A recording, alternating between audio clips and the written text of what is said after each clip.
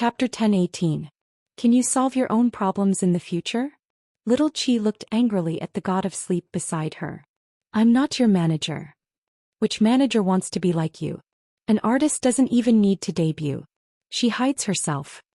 He Yanji, who was lying on the table, didn't even open his eyes. However, he didn't forget to be mean. Besides, in the eyes of others, the person who has the best relationship with me in the whole school is you. Who do you think they'll look for if not you? Little Qi pointed at her nose and was speechless for a moment. Then shouldn't you treat me better? Hearing this, He Yanji turned his head and looked at Little Qi with interest. How should I treat you better? Take you to experience adult games in advance? Have you experienced it? Little Qi didn't answer but asked instead. Her eyes were bright and no one could tell that she was shy at all. As a girl, you ask too many questions. After saying that, He Yanji continued to cover his head. Boring.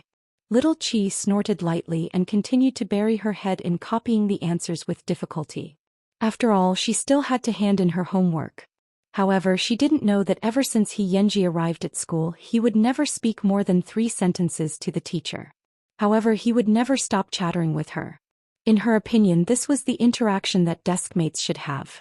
But in the eyes of others, she was special.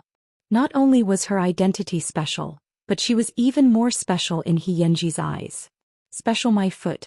Moreover, before He Yanji came, the entire class was very harmonious.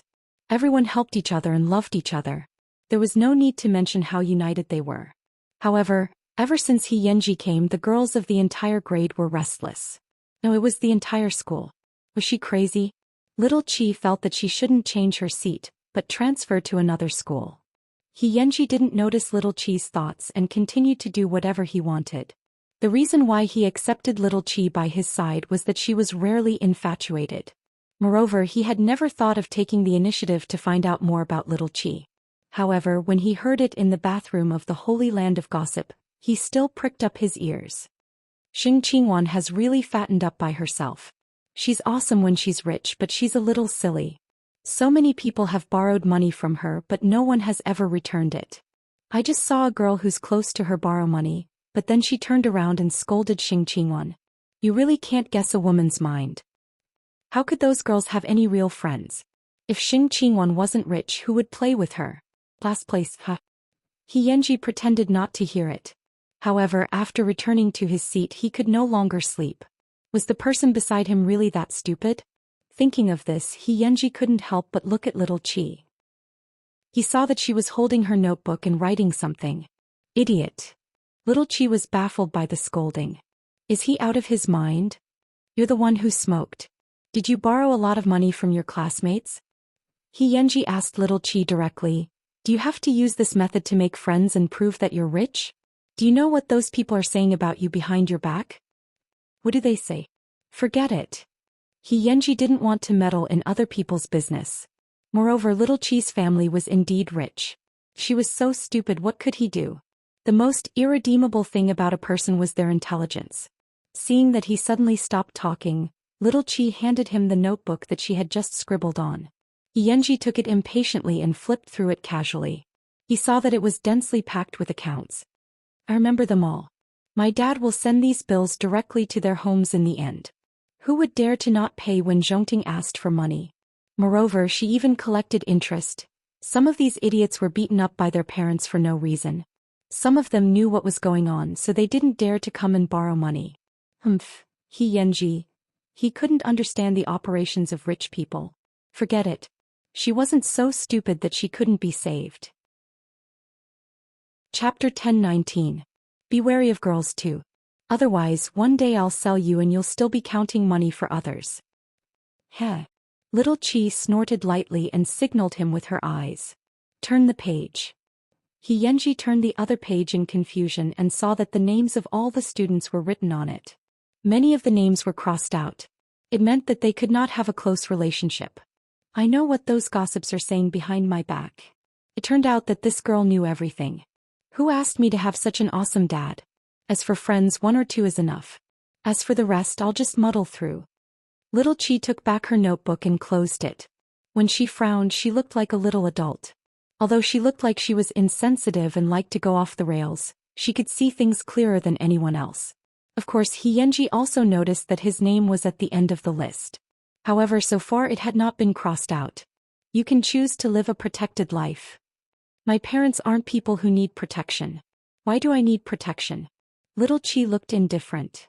I quite like this kind of life. Seeing through it but not saying it out loud was Little Qi's normal behavior as a rich child. As for those poor people, it was pitiful enough to be poor, but their hearts were so ugly. It was really miserable. Xianxia didn't say anything else. He should say it, but he had nothing to say. The girl knew everything in her heart. There was really no need for him to worry here. So he lay down again and dozed off as usual. Hey, go to sleep later. Lend me your homework to copy. Little Qi poked Xianxia's shoulder. Xianxia was not in a good mood. His handsome brows were tightly furrowed, but he still handed the homework book from his drawer to Little Qi with one hand. Little Qi took the homework book. Her eyes curved into crescents as she smiled. She looked very cute. However, after she opened it, she couldn't smile anymore. When had this god of sleep ever done homework? Can't you do some homework and save me from the fire and water? Why should I put myself in the fire and water to save you? Xianxia propped up his head and asked Little Qi in confusion. How did you do it? You didn't listen in class or do your homework and you still got full marks? Come closer and I'll tell you. Xianxia hooked his finger at Little Qi. Little Qi moved her ear closer, but she heard Xianxia whisper in her ear, "Repeat." Little Qi said, "You're a bastard." Xianxia chuckled and chose a comfortable position to lie on the table. Little Qi wished she could poke the back of his head. After school, it was supposed to be Little Qi and Xianxia's turn to stay behind to clean up, but this person carried his school bag and went out after class. Where are you going? A fight. Are you in? Xianxia threw his school bag on his shoulder and sneered. I'll follow. Little Qi immediately put down the broom in her hand and used her electronic watch to call her shadow. Uncle Hui, come in and help me clean up. Xianxia, didn't you say you would bring me there? When Little Qi saw Xianxia leave with his bag, she quickly chased after him. Eldest miss, that's not a fun place. Why are you still going if it's not fun? Xianxia couldn't explain to her. He pushed Little Qi away, walked to the school's parking lot, and rode his flashy motorcycle out. Little Qi immediately chased after him and jumped into his back seat. Get off. If you dare to throw me off, don't even think about getting your motorcycle tomorrow, Little Qi threatened as she held Xianxia's shoulder. Then don't regret it. Chapter 10:20. Little Xiao was 71 years old while Xianxia was 13 years old. He was at the age of rebellion. He had indeed stayed back, but it was not because of his grades but because of a fight. He didn't know how he had provoked this young lady. She insisted on watching the fight. When that happens, the Sheng family would tear Jianchuan apart if the girl was hurt anywhere. This was the first time Little Qi had ridden in a vehicle of the opposite sex other than her elders. Moreover, it was a motorcycle. This was also the first time Little Qi felt that a handsome boy riding a motorcycle would be so sexy and emotional. Most importantly, she held Xianxia's shoulder and could smell the fresh fragrance from his back. However, Little Qi did not expect Xianxia to send her directly to Zhongting's entrance. Get out of the car. We're already here. There's no point in following anymore. What do you want to take me there? Little Qi had no intention of getting out of the car. Xianxia directly pulled her down and put his hands in his trouser pockets. He told Little Qi seriously, other than my grandmother, only my girlfriend can sit in the back seat of my motorcycle. I'll spare you today. Also, Miss Xing, we're not from the same world. Don't think that just because you sit with me I'll recognize you as my friend. I don't want to be friends with rich people. After saying that, Xianxia got back on his motorcycle and left Zhongting's entrance before Little Qi could react. Little Qi was stunned for a moment and frowned. There was no doubt about Xianxia's danger. Although Little Qi's family did not restrict her freedom to make friends, her mother would still object to Xianxia's level, right? Therefore Little Qi did not struggle anymore. She directly carried her school bag and entered Zhongting's building. When Xianxia, who was at the corner, saw this, he felt relieved and went to the open space for the fight. The little girl, who was inexperienced, did not know how sinister the human heart was. The next day Xianxia did not come to class. Little Qi looked at the empty seat beside her and suddenly felt uncomfortable. Could it be that he died in a group fight yesterday? Soon there were rumors about Xianxia in the school. It was said that He Yanji had single-handedly challenged 5 people last night and even sent them to the hospital. He was a ruthless character. Some people also said that the reason why He Yanji wanted to transfer schools was because he was too famous in another school. Fighting, drinking, and flirting, there was nothing he couldn't do. In short, He Yanji was now loved and feared. For 2 whole days He Yanji did not report to school. Little Chi took the opportunity after school to say to her shadow bodyguard, "Uncle Hui, can you help me find someone's address?" The tall man was loyal and reliable. He was the driver and bodyguard that Xianxia had specially found for little Chi. A boy. Can you not tell my dad? Little Chi looked at the man pleadingly. You know, my dad is too ruthless. Little Chi rarely asked for help. She had only done it once in a few years. As her bodyguard, fulfilling all of her wishes was also one of Qing Hui's tasks. Tell me your name and wait for me for 10 minutes. He Yanji. Little Chi didn't know why she wanted to look for him. That damn boy had a poisonous tongue and was dangerous, but for some reason when she thought of He Yanji riding on her, she couldn't help but want to know if that person was dead. Chapter 1021. 10 minutes later, Qing Hui got the address of He Yanji's house. Send me there. Qing Hui nodded and opened the car door for little Chi. He Yanji's house was in a small courtyard by the sea. It was clean and elegant. It did not look like a poor family. Little Chi appeared at the entrance of the courtyard, but she attracted the attention of the cleaning auntie. Little girl, who are you looking for? I'm looking for He Yanji. I'm his desk mate, little Chi quickly answered. Another little girl looking for Yanji. There are several of them every day. The auntie laughed and said to little Chi, wait here. I'll go in and talk to him. The cleaning auntie did not finish her sentence. Several little girls came every day, but no one had ever been able to see He Yanji successfully. Therefore she did not think that little Chi was special. She just entered the house very normally and told He Yanji about it. Yanji, your classmate is here. Tell her to get lost. He Yanji, who was lying on the bed, looked very indifferent. Because he was injured. The fight was real and so was the 1-on-5 fight. I knew it, but is it okay to be a desk mate? Hearing the word, desk mate, He Yanji immediately got up from the bed. Wait, Auntie Hong, I'll go out and take a look. The auntie was surprised, but she did not stop him. She's just outside the door. He Yanji was wearing his school uniform and was injured. He walked out of the room and appeared in front of little Chi. What are you doing here? To see if you're dead. Little Chi looked at his bruised face and immediately shook her head. Next time you fight, tell your opponent not to hit your face. He Yanji, now the whole school knows about your great achievement of 1-on-5. I've always been this kind of person. If you're afraid, stay away from me, He Yanji threatened little Chi. He Yanji threatened little Chi, or, you can't wait to sit in the back seat of my motorcycle? I can consider changing your car. It's too hard and uncomfortable. After saying that, little Chi waved at He Yanji. Hurry back to class. You want to persuade me to turn over a new leaf? He Yanji's emotions were a little complicated. Or do you want to see me?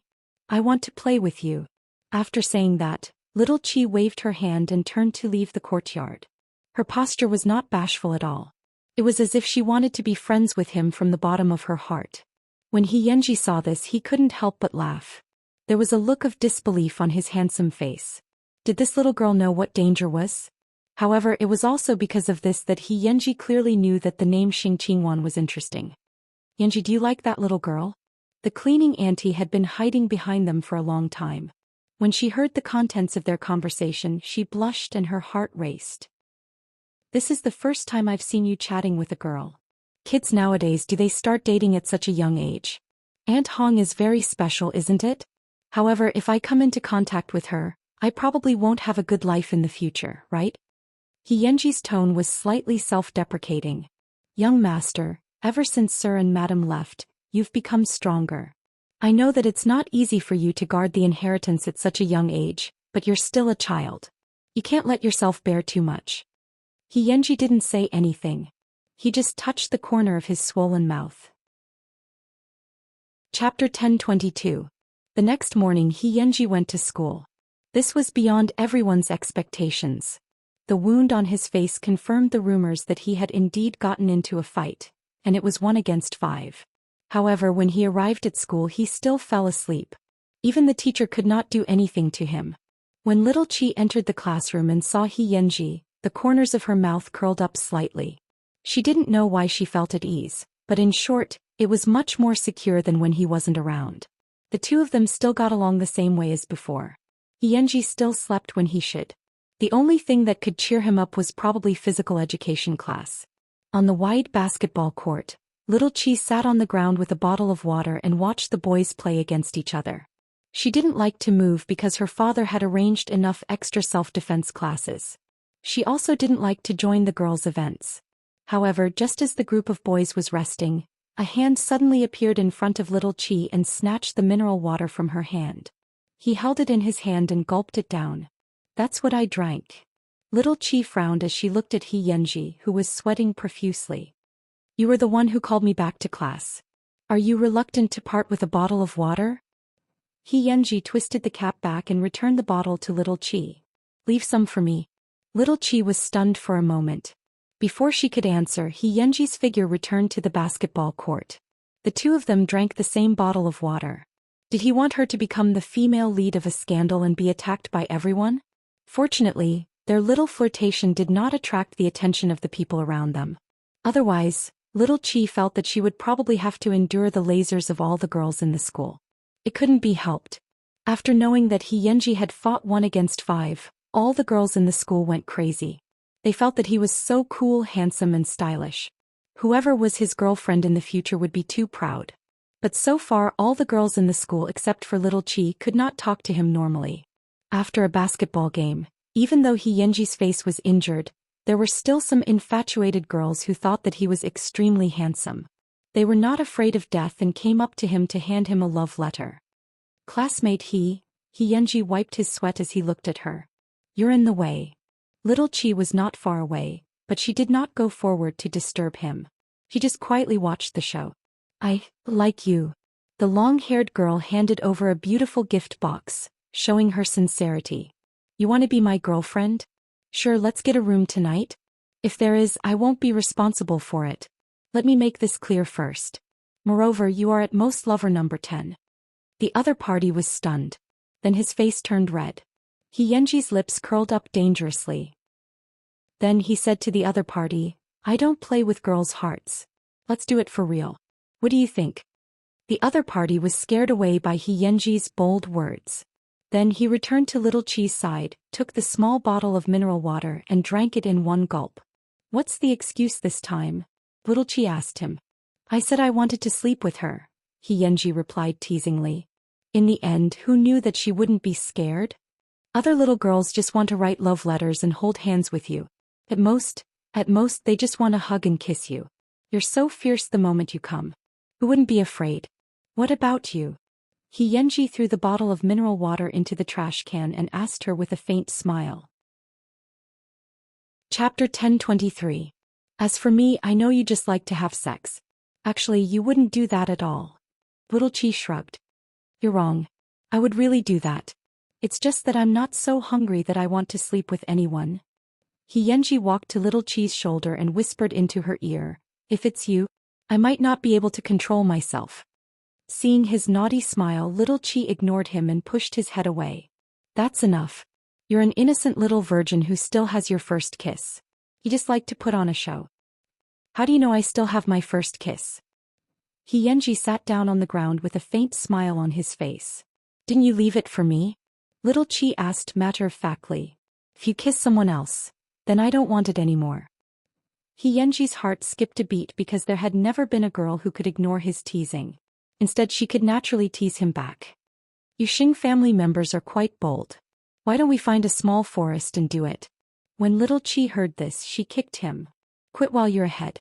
In fact, the two of them were just putting on a show. Their hearts were filled with guilt. Xianxia sat on the ground and laughed heartily. It had been a long time since he had laughed so heartlessly. However, because of this incident, the news of Xianxia sleeping with girls and having a messy private life gradually spread.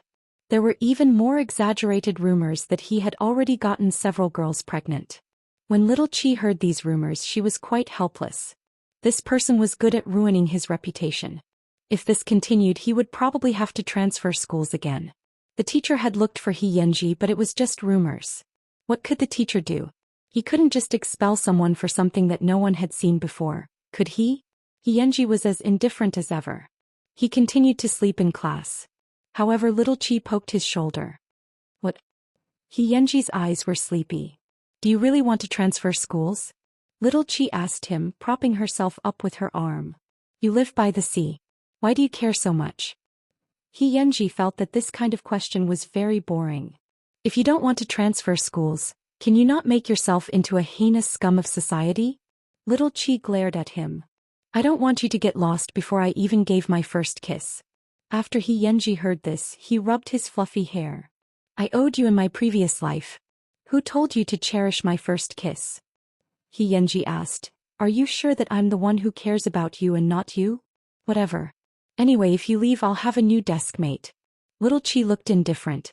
She tidied up her stationery and packed her school bag. Xianxia took a deep breath and only said 2 words to Little Qi, troublesome. Then he lay down on the table and fell asleep again. He had transferred schools 3 times and had to repeat a year. When had he ever cared about these rumors? As for his friends, they had always been hooligans. Smoking and flirting with girls had always been the norm. His first kiss was still there, but it did not mean that he had never been in contact with girls. But even the person who almost became his girlfriend didn't ask for so much from him. However, this little girl made him so impatient, and he had no choice but to pay attention to her. Therefore, the next day the rumors in the school actually lessened a lot. This was because after Xianxia put it down, he delayed his own time to go home. He blocked the person who spread the rumors in the bathroom and took good care of him. Chapter 1024. In fact, the rumors were not spread by those boys, but they were unlucky. When they went to the bathroom, he happened to hear them talking about Xianxia. Do you think Xianxia really played with girls? Didn't the people outside say it? He got a few pregnant. He's really a god.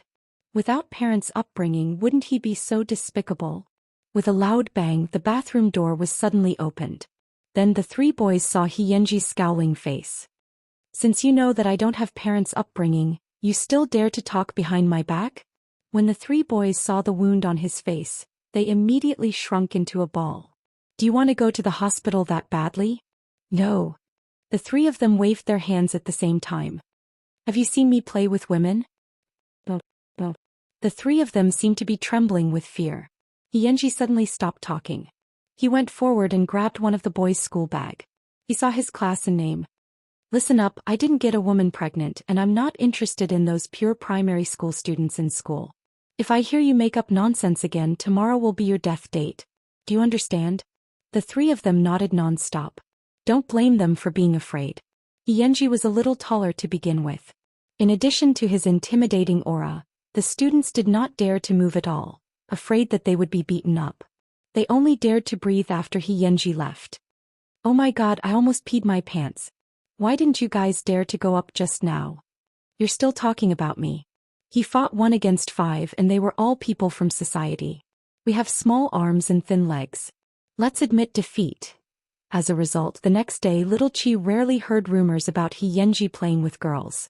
However, another rumor popped up. That was, Xianxia blocked the person who spread the rumor in the bathroom and taught him a lesson. Why was every rumor about him so fierce? Little Qi shook her head in disbelief. He actually took her words to heart. Although, he was still sleeping on the table as usual.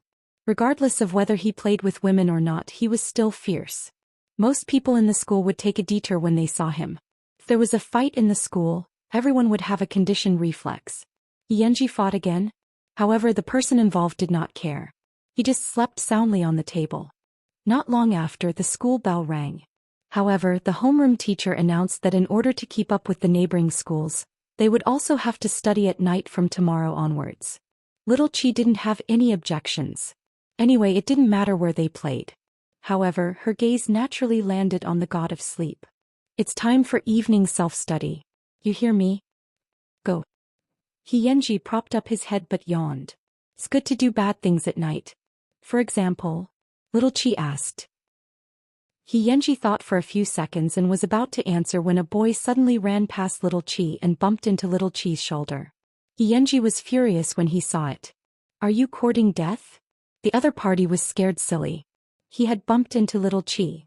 But Xianxia was angry at him. Could it be that Xing Qingwan had become his big brother's woman? How am I supposed to sleep if you make the table shake? The other party was stunned for a moment before hurriedly apologizing. I'm sorry. Got it. Get lost. The other party felt as if a heavy burden had been lifted from his shoulders and he quickly left. Aren't you afraid of being beaten to death? Little Qi looked at him curiously. Heartless. Who am I doing this for? Little Qi curled her lips and felt warm in her heart. He was like this. He cared about people but he didn't know how to express it properly. Chapter 1025. In short, Xianxi's arrival had stirred up a wave of infatuation in the school. It was no less than those little fresh meats in the celebrity circle who had been made famous. Moreover, no matter what kind of scandal Xianxia had, he was still crazily pursued by girls. Little Qi looked at the mountains of gifts and love letters piled up on Xianxi's desk every day and felt deeply pained.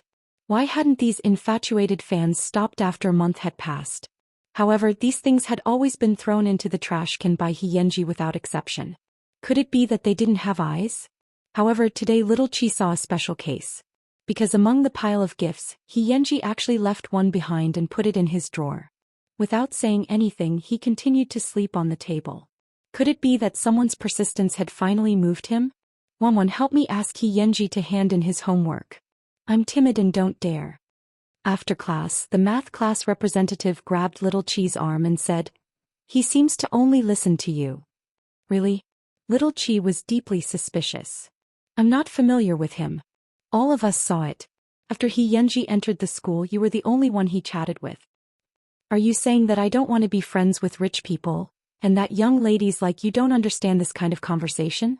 Little Qi crossed her arms and asked the class representative. So he's that much? After the class representative heard this, he let go of little Qi's arm.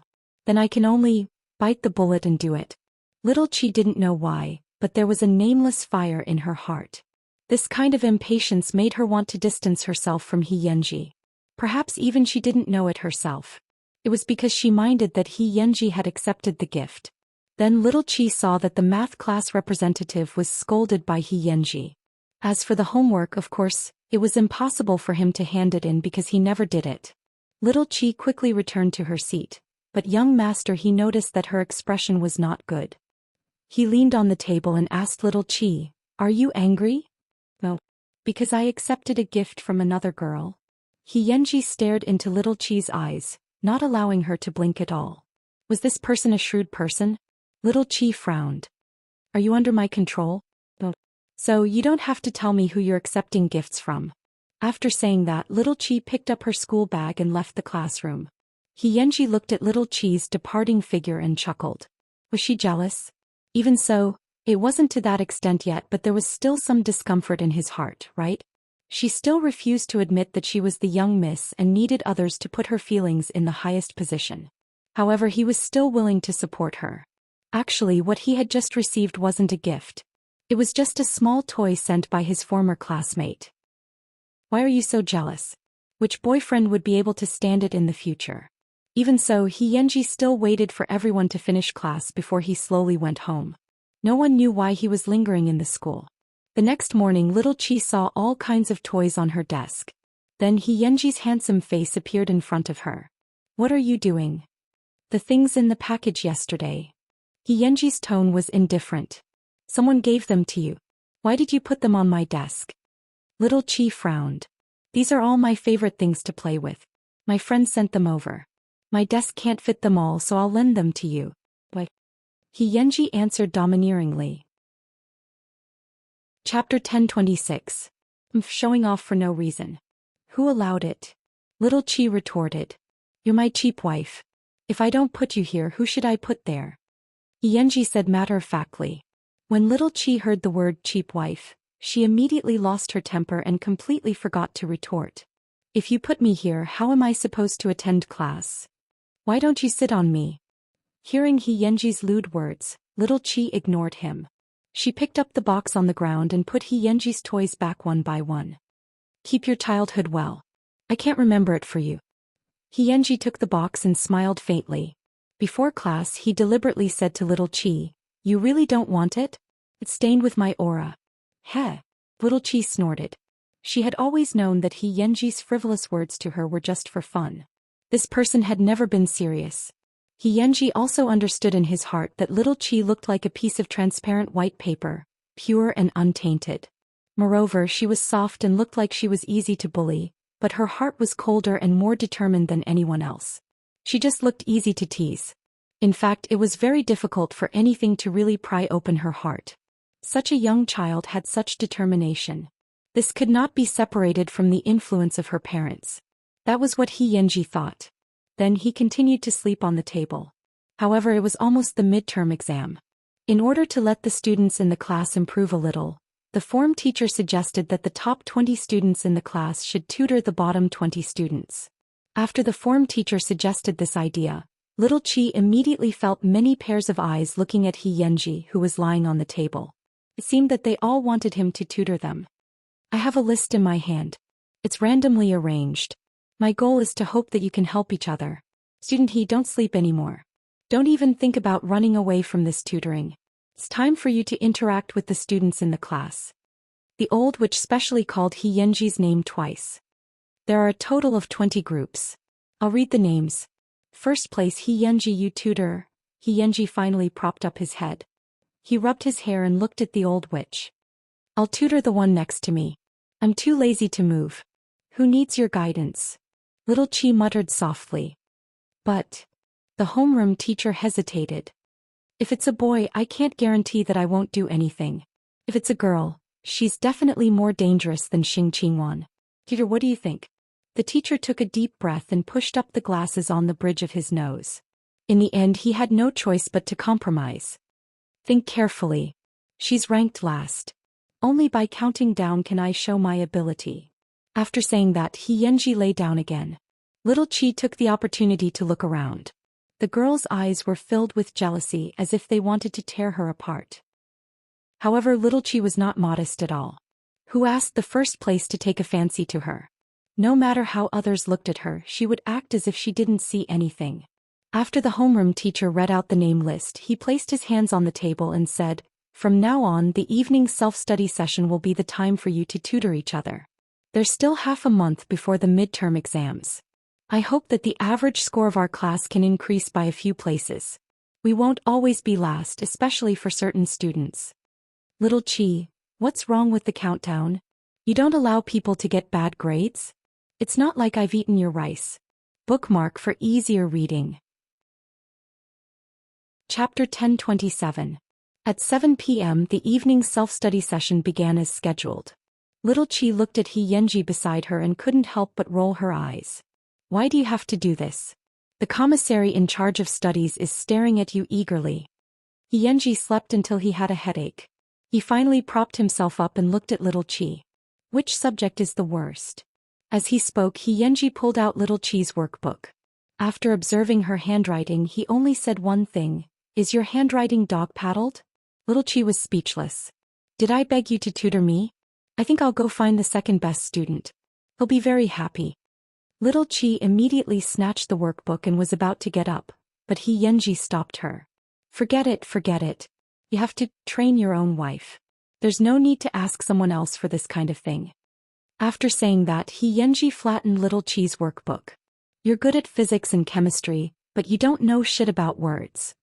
You're the one who doesn't know shit. You're eloquent. Can you pass Chinese and English? Little Chi immediately fell silent. She had really inherited this from Muchichi. She could do anything, but don't ask her to write an essay. She could write an essay full of loopholes.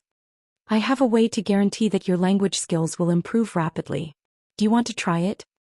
Xianxi held onto little Chi's chair and asked tentatively. Write me a love letter every day. After hearing that, little Chi immediately punched Xianxi. Xianxi laughed heartily and grabbed her little fist. How about this? If you can write me a love letter, I'll bring you along in the next group fight. Little Chi pulled her hand back and snorted. There are so many love letters in your desk. Are you missing one from me? It's not missing. I'm only looking forward to yours. Then why don't you write one for me first and give me a demonstration? Little Chi countered. Xianxi knew that this little girl looked dumb, but she was actually very shrewd. I've never written one. When Xianxia said this, he was in high spirits. After all, he had been handsome for so many years. It had always been women chasing after him. There's always a first time for everything. All the best. After saying that, little Qi put away her exercise book. Was the daughter of the Xing family a pushover? Humph. Well, let's put language aside for now. English shouldn't be bad, right? After all, he was born in a wealthy family. Wasn't English the standard? I go back to sleep. Little Qi found him very annoying. How could she not understand English as Xing Zhao's daughter? Every time she took an English exam, she would use it to test her luck and see how many of the multiple-choice questions she could guess correctly. Xianxia chuckled and really lay on the table sleeping peacefully. His wife. Did he really think so? He didn't dare. He just thought it was fun to tease her. Did they want Xing Zhao's daughter? He must live like a cat and have 9 lives. Just like that, the two of them lived in peace for a few days, and there was no progress in the tutoring that the teacher had mentioned. Just imagine when the whole class was having a heated discussion, only Xianxia and Mingqi were sleeping, and the other was lost in thought. However, this situation was quickly broken because before the exam, another student transferred into the class, and it was a girl. She had long black hair and exquisite facial features. Most importantly, she did not hide her developing body at all. She looked more mature than the average girl. After she entered the class and introduced herself, the first thing she did was to ask the teacher, "Teacher, can I sit with classmate he? After all, we used to be classmates." Chapter 1028. After hearing the pretty girl's application, all the students in the class reacted. She was most likely here for Xianxia. She had transferred all the way here for Xianxia. If this wasn't love, what was there to be sad about? After the old witch heard this, she pushed the glasses on the bridge of her nose. It would have been fine if the person sitting next to Xianxia was an ordinary person, but it had to be little Qi. Even if she was last, she was still the daughter of the Xing family. Changing seats depended on little Qi's opinion. However, in the eyes of the entire class, if little Qi didn't change seats, it would be too unkind. After all, the girl had already chased him all the way here. Therefore, all the students in the class looked at little Qi.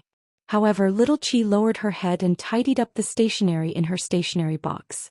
What was wrong with her? She had been sitting here for almost a year. Why did she have to give in when others liked her? Can I? Xianxia? The girl was asking Xianxia this question. This made little Qi even angrier. The seat was hers. Why did she need someone else's permission? Who is spoiled? The teacher can set up a table in the back and put Xianxia and the new student together, little Qi said with a fake smile. After all, I'm a native. I don't want to move my butt. But I'm alone here. I'm not familiar with this place. I only know Xianxia. The little girl's eyes were brimming with tears. She was so wrong that she was about to cry. But at this moment, I don't know you. Xianxia propped himself up and replied calmly, "Besides, I've transferred to so many schools. Who knows which one you're talking about?" Everyone vomited blood. Xianxia was really wasting God's gift. Another little beauty who was like a moth flying into a flame. After the teacher heard this, she arranged for the little beauty to sit in the middle of several rows away from the two of them. However, the little beauty's gaze never left Xianxia. "From the looks of it, she really knows you," little Qi said calmly. Little Qi said calmly, "Originally, I also wanted to be an adult, but I don't like to be modest, especially when it comes to white lotuses. So, even if you want to catch up with the little beauty, you can only wait until after school." After Xianxia heard little Qi's words, he immediately raised his head and looked at her. "Can I understand that you're jealous? Who cares about you?" Little Qi snorted and didn't buy it. However, Xianxia reached out under the table and held little Qi's fist. "You're quite jealous. Let go." Little Qi exploded. "The first kiss is mine. What's wrong with holding hands?" Xianxia didn't think much of it. Little Qi reached out and pushed him away. Then she carried her bag and walked out of the classroom. Xianxia was stunned. Could it be that he had teased her too much? He really wanted to restrain himself, but his heart couldn't help it. Just like that, little Qi left the classroom without saying goodbye. A moment later, a delicate figure sat in little Qi's seat. Xianxia's voice became dangerous and cold. "Move your legs away from the chair immediately." The little beauty who was being fiercely looked pitiful. "This is just a position. Not just anyone can stay by my side. After saying that, Xianxia also carried his bag and left the classroom. The little beauty's name was Enroli. Her family background was not bad. She had indeed been in the same school as Xianxia in the past. Moreover, she had transferred schools because of him. However, Xianxia had never looked at her in the eye. Never. Chapter 1029. Xianxia rode his motorcycle and arrogantly found little Qi. However, at this time, little Qi was about to get into her family's Rolls-Royce. When Xianxia saw this, he immediately stopped. However, little Qi noticed him. Seeing that his expression was not right, she said to the bodyguard, "Uncle Hui, you go home first." Miss. Little Qi did not listen to his advice. She carried her school bag and walked to Xianxia's side. Then she directly got onto his motorcycle. "Didn't you say that if there's a group fight again you'll bring me along?" Xianxia wore a helmet and smiled. "Are you sure? If a dangerous person like me leads the Xing family's young lady astray, I won't have a good time, right? If you don't say it and I don't say it, no one will know." Little Qi held his shoulder and said, "Take your wife somewhere else to review her lessons." After saying that, Xianxia started the motorcycle and brought little Qi to the billiard hall. Seeing that she looked unfamiliar, he smiled. "This is your first time here, right?" "Indeed." Little Qi looked inside. It was a little murky. However, this was a place where gangsters stayed for a long time. Little Qi had seen police movies before. "If you're not used to it, just say it. I'll send you back to your world." Little Qi pretended not to hear him and went straight into the hall of the billiard bar. When the boy beside her saw such a beautiful girl, he couldn't help but whistle at her. However, following Xianxia's actions, the people around him immediately did not dare to act rashly. This was because Xianxia very naturally put his arm on little Qi's shoulder. It was as if he was swearing sovereignty. "Brother He, hello brother He." Along the way they were all greeting him respectfully. A 13-year-old boy actually made a person in his early 20s bow to him. It was really magical. "Brother He, this is your first time." The curator of the billiard hall looked at little Qi meaningfully and said to Xianxia, "Little girlfriend?" "Wrong, it's my wife," Xianxia answered sloppily. "So beautiful. What service do you need?" Hearing this tone, little Qi frowned. "Just give me a private room," Xianxia said lightly. "Okay." The curator looked at Xianxia and smiled ambiguously. The people around him also revealed meaningful looks. Little Qi was calm and composed. She didn't have the self-awareness of being Big Brother's woman at all. She was only curious about these people's entertainment. However, after entering the private room she was stunned. Because Xianxia directly grabbed her bag and poured out her homework. "Do it here." The people outside all thought that Higu brought a little girlfriend to do something bad. In the end, he was doing his homework in the private room. "Homework? Why? Are they all afraid of you?" Little Qi sat on the scarlet sofa and asked. "Because I've been beaten." Xianxia answered calmly and sat down on the table. "Can I get into the top 10 in the midterm exam? Why do you care? Everyone outside thinks that we're kissing inside. Do you think I'm in charge of you?" Xianxia pointed outside the door and asked little Qi, "Can't you take the exam properly?" "Why do I feel like I've fallen into your wolf's den?" Little Qi frowned and pouted. "I'm just asking you to do your homework. Am I not pure?" Xianxia opened her homework book. "You have to know that if I really want to do something to you, even if your father comes out, he might not be able to settle it immediately." Chapter 1030. You want to sleep with me? Little Qi raised her head and asked Xianxia, who was sitting at the table. Xianxia heard her say this sentence casually and felt a headache coming on. "Have you asked anyone else this question?" Little Qi shook her head. "Be good, you're a little girl. Don't be so explicit." After saying that, Xianxia stroked little Qi's hair. "After you finish the homework I arranged for you today, I'll take you out to play. Moreover, it won't be the same every night. Do you want it?" Little Qi lowered her head and thought for 2 seconds. Finally she nodded. "Pinky promise." "Oh no, my future wife is very playful." Xianxia sighed. This little girl was really interesting.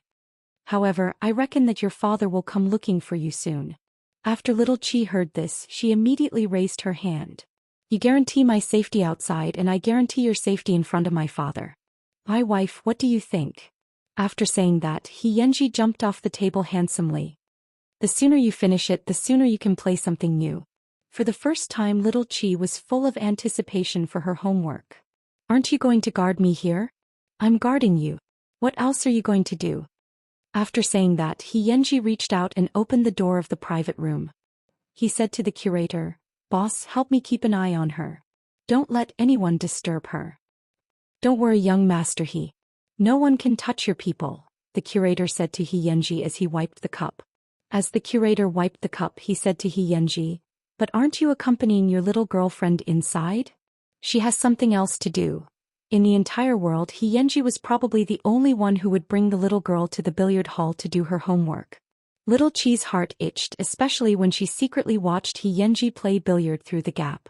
She wished she could tear the homework in her hands apart.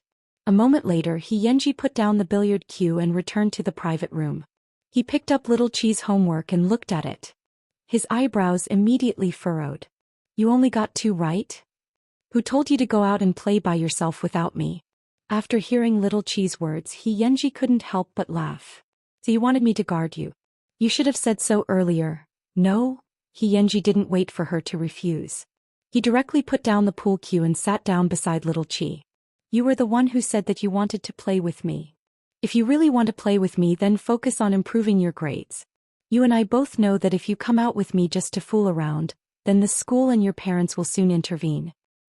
How awesome is it that I can lead the daughter of the Xing family astray?" Little Chi was stunned. "I promised to bring you to play with some good stuff. Can't you just do your homework properly?" After little Chi heard this, she snatched the exercise book and started doing it again. 10 minutes later, she returned it to Xianxia. "Is this okay?" After Xianxia finished reading, he was even more puzzled. "Why are you pretending in front of me if you know how to do it? Are you afraid that I won't let you play? She has a good family background, a beautiful face, and excellent grades. How hateful is that? This little girl is so awesome." Xianxia couldn't stop laughing. "I'll bet another 10 questions. After you finish them, I'll teach you how to play billiards." "You mean it?" Xianxia nodded very seriously. Then he stood next to little Chi and bet on the questions for her. At this moment, little Chi leaned on the table and looked at Xianxia without saying a word. After a long while, however, she heard Xianxia's annoying voice ring in her ears. "You must be very proud to have such a handsome and capable husband, right?" Chapter 1031. Little Chi's shadow bodyguard was outside the billiard hall, looking very helpless. Looking at the time, it was already 9 o'clock in the evening, but Miss Lin had not come out yet. It should be known that this place was full of crooks and honest people, and the social relations were extremely complicated. Thinking of this, Cheng Hui could only bite the bullet and barge in, claiming to be little Chi's parent. The curator was in a dilemma. After all, if it were any other hooligan, he would have sent them away directly, but this was the little girl's parent. Therefore, the curator could only point to the private room where the 2 of them were. After Cheng Hui heard that, his face darkened. He angrily walked over and kicked open the door of the private room. When he saw the scene inside, he was completely embarrassed. This was because his mistress was obediently sitting on the chair doing her homework, while Xianxia was lying on the sofa reading words to her. For a moment the scene was extremely awkward. Little Chi looked up at her bodyguard and immediately said, "Uncle Cheng, give me another half an hour. Also pay for the broken door." Cheng Hui immediately left the room respectfully. When Xianxia saw this, he laughed so hard that his shoulders kept shaking. "He's your bodyguard? What? He's very powerful. A national champion in Sonda, boxing and wushu." Little Chi raised her chin and answered, "He's loyal but a little honest. In the future I will protect my wife." After saying that, Xianxia threw away the English book in his hand. "Go. I'll take you out for half an hour." Little Chi immediately packed up her stationery and school bag and walked out of the private room with Xianxia. As for the others, they were also surprised. She thought the child's parents would be able to catch some erotic scenes when they went in, but she never imagined that the great young master he would actually bring the little girl to the billiard hall to do her homework. It's not impossible, right? Right? Then Xianxia brought little Chi to the side of the billiard table. He jumped onto the stage and told little Chi with a smile, "I taught you these things. Don't tell your father." If my dad wants to know, he doesn't need me to tell him. As long as you follow the rules, he won't do anything to you. How am I unruly? Xianxia jumped off the table. He held the billiard cue in one hand and Little Chi's fist in the other. Does this count? Qing Hui's forehead twitched when he saw this. Should he stop it or not? Forget it, it was better not to go up. After all, his young mistress was also top-notch in martial arts. Since she did not resist, it meant that she did not hate him. You're so bad. Little Chi did not struggle because she found it new. Xianxia turned around and wrapped his arms around her. Is this the first day you met me? If it's going to be bad, it's going to be bad thoroughly. However, Little Chi grabbed his arm and threw him over her shoulder. Wow. Everyone present was shocked. Someone actually dared to throw Xianxia. Most importantly, she dared. Xianxia sat on the ground, his posture handsome. I knew you were hiding it. Your own husband, yet you didn't go easy on him. Are you still teaching? Little Chi held the billiard cue and asked with her chin raised. Teach what a difficult wild girl to tame. After saying that, Xianxia stood up. He did not do it on purpose and became serious. After all, he would definitely do what he promised. Qing Hui stood to the side, his heart hanging in midair. These two ancestors were really living ancestors. How was he going to explain it to Master Xiao? However, he did not expect that when the time came, Xianxia would push Little Chi to Qing Hui. Go home, good child. Chapter 1032. Little Chi did not linger on anyone. She carried her school bag and walked to Qing Hui. Let's go, Uncle Hui. Qing Hui subconsciously glanced at Xianxia. He felt that this child was very bad, but he also felt that there was something different about him. After the two of them walked out of the billiard hall, Qing Hui said to Little Chi in fear, Miss, it's better not to come to such a dangerous place in the future. I won't be able to explain it to Master Xiao. You know that I won't lie. Moreover, that child Xianxia looks like a high-level criminal. Little Chi smiled calmly and said to Qing Hui, just tell my dad the truth. Can I? Of course. Because the devil is your daughter, Uncle Qing Hui. Only Little Chi and Xianxia knew best that they were actually the same kind of people. She looked innocent and lively, but she was actually very mature. How could Master Xiao not know what his daughter was capable of? After Little Chi returned home, Xianxia had just come out of the study. The father and daughter had a tacit understanding. Wait for me in the study. Where's Mom? She's out in the field. I'll pick her up later. Master Xiao's words were calm. Little Chi obediently entered the study. A moment later, she saw Master Xiao take Mu Qiqi's coat and return to the study to have a heart-to-heart talk with his daughter. Puppy love. No, I just think it's fun, Little Chi immediately explained. You're not allowed to deal with Xianxia. Is your dad that free? Master Xiao frowned. I don't object to you having dealings with Xianxia, but you have to know your limits. Some things can only happen at the right age. If he can't even do this, I'll have to doubt your taste. Then you won't care if he takes me racing, takes me to the billiard hall, or even more. You have your own bottom line. Xianxia trusted his daughter very much. I only have one request. You can't let your mother be sad. Your illness when you were 9 years old almost killed her heart. I don't want to repeat it a second time. I know. Little Chi nodded. I can't bear to. Go back to your room and rest. I'll go pick up your mother. I'll go too. Little Chi immediately raised her hand. Dad, are you relieved? When I was young, I always wanted to marry you. Nonsense. Master Xiao did not object to Little Chi and Xianxia's interaction. What did this mean? He had already investigated Xianxia's 18 generations of ancestors. Moreover, he had also carefully studied Xianxia as a person. Of course, it was only limited to the two of them. If he wanted to do anything else, that would depend on his ability. Most importantly, Xianxia had more or less the shadow of him from back then. He would never misjudge a person.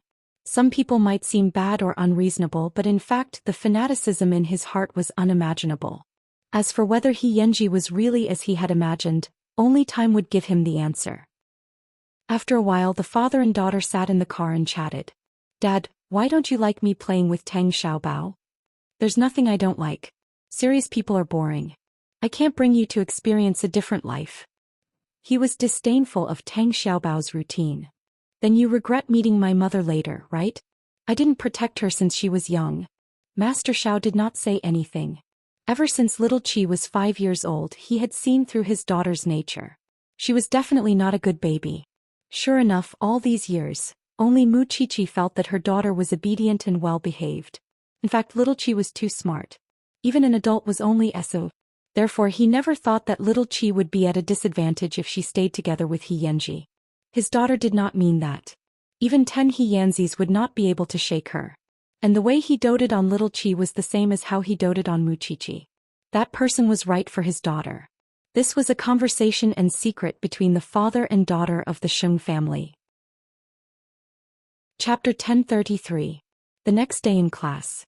He Yanji and Little Seven acted as if nothing had happened. It was as if the incident at the billiard hall had never happened.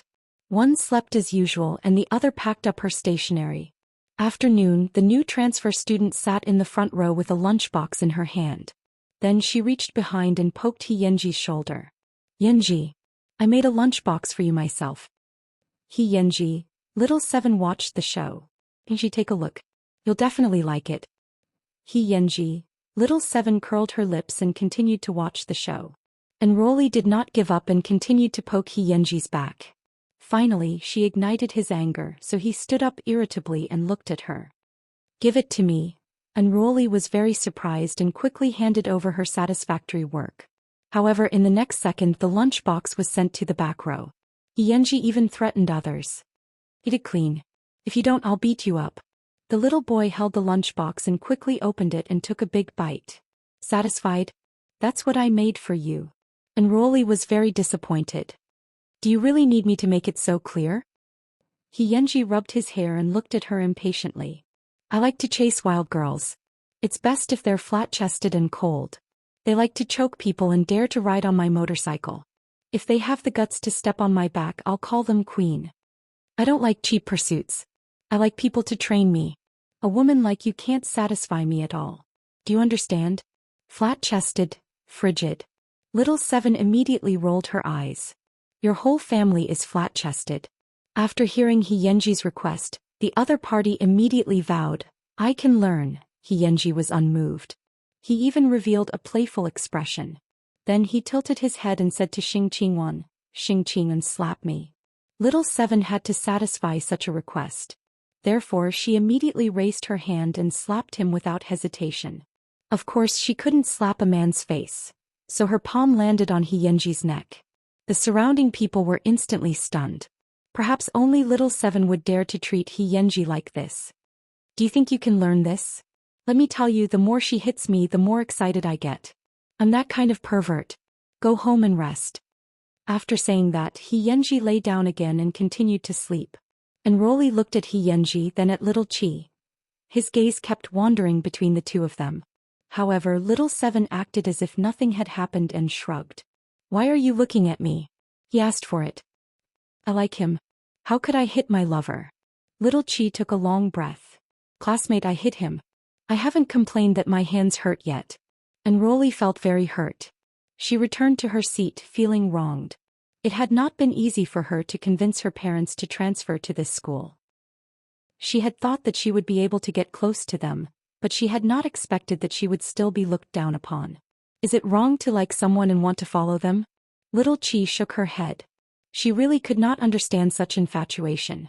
However, after class, He Yanji suddenly grabbed Little Qi's right palm under the table and gently rubbed it a few times. Humph. She was indeed a masochist. Although she did not hit him hard, it was just the sound. Just as school was about to end, He Yanji suddenly wrote this on the draft paper. Wait for me at the back of the mountain after class. Bring your language homework today. Cough cough. After Little Qi read it, she almost bit her tongue. Was this person addicted to adultery? Chapter 1034. For 2 days in a row, He Yanji and Little Qi didn't go to night self-study. When the old witch saw this, she sighed. He Yanji was first and Little Qi was last. The two of them were not to be trifled with. In any case, she didn't expect Little Qi to really improve. That child didn't have the slightest bit of initiative, so she didn't care too much about the two of them. After nightfall, they went to the mountain behind the school. There was clearly a protective fence on it, but He Yanji went up and Little Qi actually went up as well. When Little Qi was halfway up the mountain with her school bag in hand, she saw He Yanji sitting on an empty rock. He just leaned back with his arm propped up as he looked at the brightly lit school. He was slightly lost in thought. The night wind lifted the stray hair on his forehead, and he looked a little noble. You're really here. There's no one around. Xianxia heard the noise and tilted his head to look at little Qi. A faint smile appeared on his lips. Little Qi threw her school bag in front of him and was a little unhappy. What can you bring me to play here? Yes. Xianxia said as he raised his head. Little Qi slapped him. Be serious. Xianxia grabbed little Qi and pulled her to sit down beside him. Then he wrapped his arms around her and took out her language homework from her school bag. God knows why I gave up my beautiful nightlife to teach you homework here. You don't want to. Little Qi leaned against Xianxia and frowned. At this distance I'm willing. When the two of them faced each other, they could see the size and color of each other's pupils. However, little Qi didn't refuse. Although her heart was a little fast, it was precisely because of this that she wanted to play with Xianxia. She wanted to know what the different life that her father was talking about was. Perhaps it was because she was a little lost in thought. Xianxia smiled and said, If you look at me so seriously, I won't be able to help it. I want to kiss you. Little Qi immediately covered her mouth and said, My dad said that there are some things that can only be done at the right age. After Xianxia heard this, he rubbed little Qi's head and smiled. Your dad is right, but how old do you think you can kiss? At least 16. Do you think I'm a god? I can endure it for so long, Xianxia muttered. Then he opened the homework. Why don't you like writing essays? What's there to write? Little Qi couldn't understand. Don't you have anything to share with others? After saying that, Xianxia secretly kissed little Qi's face. For example, don't you feel honored to be kissed by me? Xianxia, who all the girls in the school ignored, kissed you. Little Qi took the opportunity to kiss him back. What about you? How do you feel now? Xianxia froze. After a while, he took the initiative to move away from little Qi. You're a devil. Bad students are afraid of being kissed. This is your first time, right? Surprisingly, Xianxia did not refute. Can't bad students save their first kiss for someone important? Xianxia asked very seriously. Then he suddenly asked little Qi. You only approached me because you found it fresh, right? Actually, you're worse than me. After little Qi heard this, she finally felt that there was something wrong with his words. She immediately asked, What about you? Why are you willing to stay with me? Chapter 1035. It's fun. Xianxia leaned back with his arm, but he stretched his head forward. I really want to see you tortured by your homework. Little Qi slapped a workbook over. You haven't told me what you can bring me to play tonight. You'll know later. After saying that, Xianxia smiled evilly. Then he took out his phone, turned on the flashlight, and sketched out the key points for little Qi. I'll give you a question first. No matter what, little Qi felt that he was not serious. This person had a lot of bad intentions and was always playing with her. If I really get into the top 10, is there any ultimate gift? Little Qi immediately asked when she saw that he had sketched out the key points. What do you want? My body? That's a rare treasure. Xianxia raised his head and asked. Be serious. Little Qi immediately snorted. When the time comes, I'll teach you an exciting, thrilling, and unforgettable game. I guarantee you'll like it. How about it? Xianxia made his conditions. What good will it do you if I get into the top 10? You're working so hard. I already said that I have to raise my own wife, Xianxia said matter-of-factly. Then he returned the textbook with the key points to little Qi. Go memorize it. Little Qi looked at Xianxia in confusion. This person was really unpredictable. He was naturally bad, but he was full of bottom line for her. He liked to tease her, but he also liked to help her. He was really a contradiction. Just as the two of them were exchanging textbooks, a slightly plump security guard with a flashlight caught up to them while whistling. What are you doing here? Little Qi was shocked. Xianxia, on the other hand, was used to holding little Qi's hand. Run. Do you want to be caught and given a big demerit in front of the whole school? Is this the thrilling excitement you were talking about? Little Qi couldn't help but look back as Xianxia pulled her. She saw two security guards chasing after them. I like to see Miss Jiao panic in my arms. After saying that, Xianxia jumped out of the fence with little Qi. Stop, which class are you from? How dare you date here? When I catch you, I'll definitely expel you. Hold it right there. Students nowadays are getting bolder and bolder. In fact, both of them were squeezed into the gap between the two walls. Xianxia supported himself with his arm and covered little Qi's mouth. He was afraid that her breathing would attract the two old things. It wasn't until the footsteps of the two security guards were far away that he let go of little Qi and smiled. "Don't be nervous, they've left." Little Qi immediately kicked him. "Try taking advantage of me again." Xianxia took the kick and grabbed little Qi's wrist. Then he pulled her into his arms and hugged her tightly. "This is what you call taking advantage of my stupid miss." Little Qi's face immediately turned red. "Let go. Since you want to play with me, you won't be able to go back to your peaceful life, Xing Qingwan." With that, Xianxia finally let go of Xing Qingwan. Little Qi was slightly stunned because she felt the warmth that Xianxia had left behind. Soon Xianxia disappeared into the small crack, leaving little Qi standing alone in the crack, lost in thought. Could this be what Dad meant by a different life? Subconsciously, little Qi touched the position of her heart. Bang bang bang, her heart was beating fast. Because there was no one else as dangerous as Xianxia. Chapter 1036. Late at night by the sea. Auntie Hong tidied up the house and shouted towards the pavilion by the sea. "Young master, it's time to eat." Xianxia was sitting on a rock by the sea. When he heard the shout, he turned his head. "Got it. Why have you been home so late in the past 2 days? Your grandmother is asking." Auntie Hong took a coat for him. "Are you with that little girl from before?" Xianxia nodded as he walked back. "I'm with her. I've never seen you look like this when you mention a little girl. It seems like you really like her," Auntie Hong said with a smile. "Young master, I know that all these years, you seem to be doing whatever you want outside and keep making it look like you're in society. In fact, you just want to prevent second uncle from coming back to fight for Sir and Madam's inheritance. Does that little girl know about this?" Xianxia shook his head. "There's no need to drag innocent people into this." It was only at this time that Xianxia could take off his armor in front of his family. He abandoned his fierceness and looked very gentle. "That child is the child of a rich family?" Auntie Hong asked tentatively. "Yes, she has a bodyguard." This was also the reason why Xianxia indulged himself time and time again. Because even if someone dared to touch him, no one would dare to touch little Qi. "Bring her home to play some other day?" "It's up to her," Xianxia said lightly.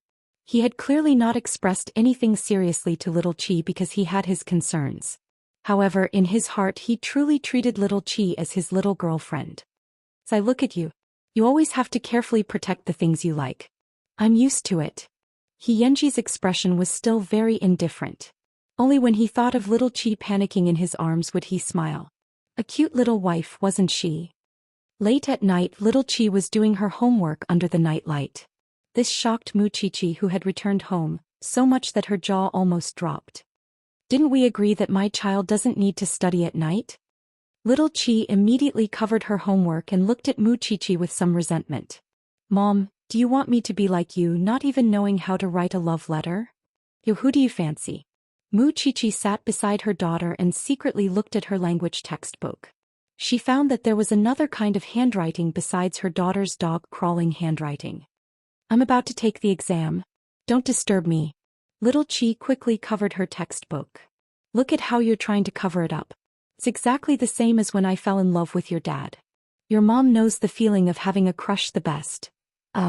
Little Qi froze. Usually she could always cover up her thoughts in front of Muqiqi, but she had forgotten that her mother was also very shrewd. The reason why Muqiqi did not care was only because Master Xiao had intervened, but it did not mean that she did not know anything. "I won't object if you really fall in love, but you can't do what you shouldn't do, understand?" Muqiqi hugged her daughter's head and kissed it. "Don't make me worry." Little Qi immediately softened. "Mom, I know what I'm doing." Muqiqi nodded and suddenly got up from the sofa. Her tone was a little regretful. "But I really don't believe that with my genes suppressing you, you can write any shocking essay, huh?" Little Qi was speechless. She couldn't blame society for being unlucky. She could only blame her mother's genes for being useless. Chapter 1037. Soon Jianchuan High School welcomed the midterm exam. However, before the exam started, Xianxia was still sleeping soundly on the table. No one knew that Xianxia had used all kinds of methods to give little Qi all kinds of tutoring. This was because the two of them had almost no interaction in the past half a month.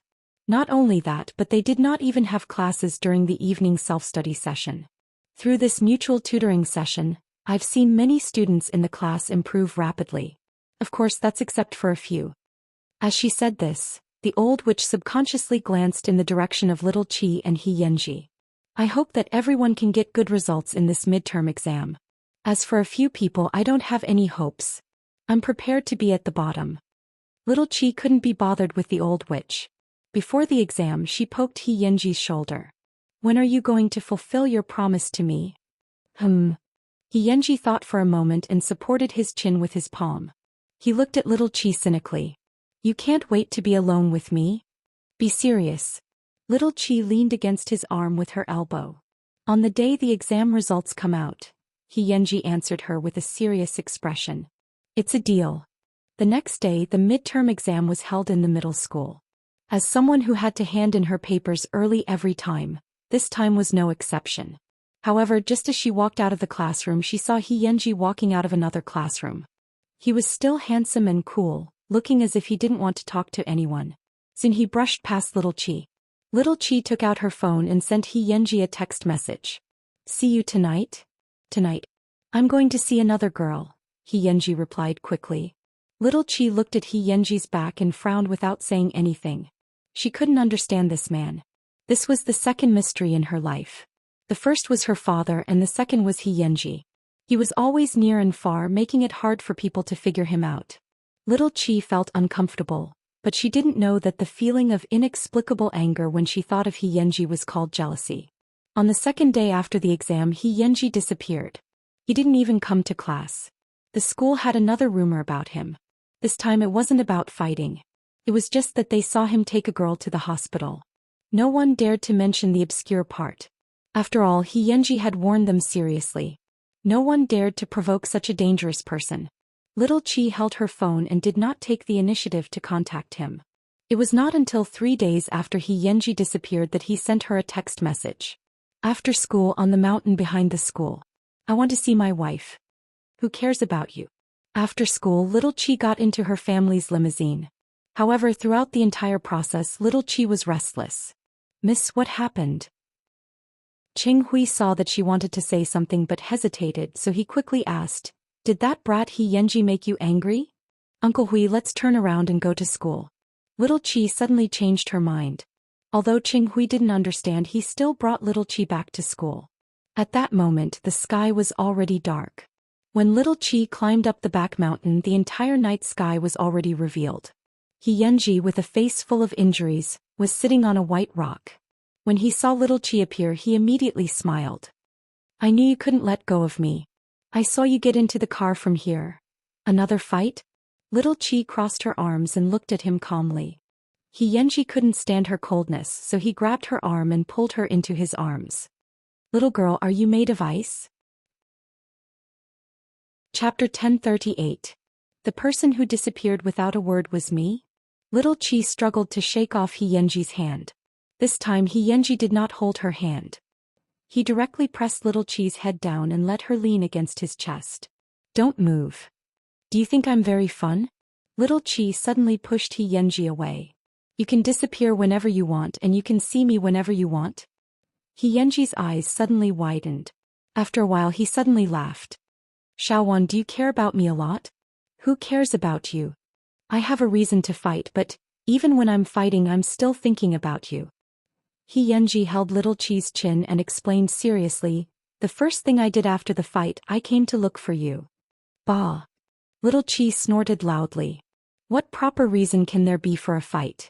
Besides, don't you have my phone number? Don't you know how to send a text message or make a call?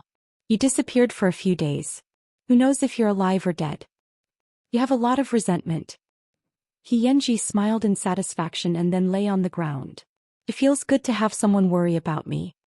Xianxia, I know you're playing with me and so am I. Once you lose the novelty, I don't want to play with you anymore. After saying that, little Qi turned around. She admitted that she had said it too harshly, but she was really angry. She did not know what this was.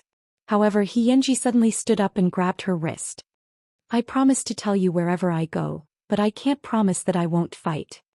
After little Chi heard this, half of her anger subsided, but she did not turn around.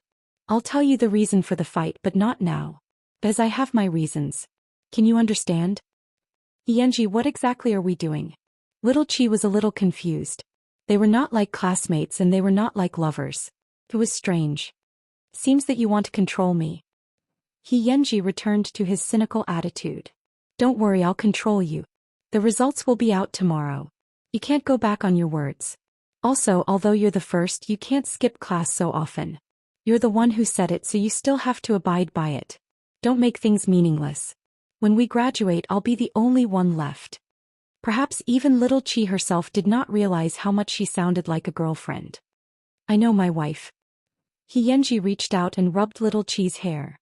Girls shouldn't be angry. Go and take a look at your injuries. Little Chi waved his hand away and stood up on her own. Got it. He's really hard to coax. If you're not easy to coax, then don't. After saying that, little Chi carried her school bag and went down the mountain. Xianxia looked at little Chi's back as she left and smiled helplessly. Then he covered his heart and called his brother. He had to go to the hospital this time. People in the underworld didn't care about your background, but they valued your loyalty. Otherwise, why would others stand up for you when you were in trouble? Xianxia was guarding the inheritance. Outside, there was a second uncle who was eyeing him covetously. If he hadn't gotten into a fight and let his second uncle know that he had no bottom line, he and his grandmother would have been eaten alive by his second uncle long ago.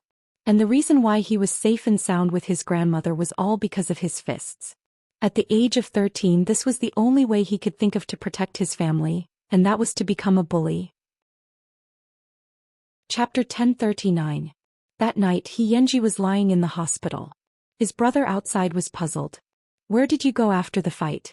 If you had gone to the hospital earlier, you wouldn't have suffered so much.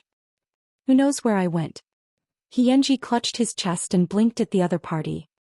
He was eager to go home just to relieve his woman's uneasiness.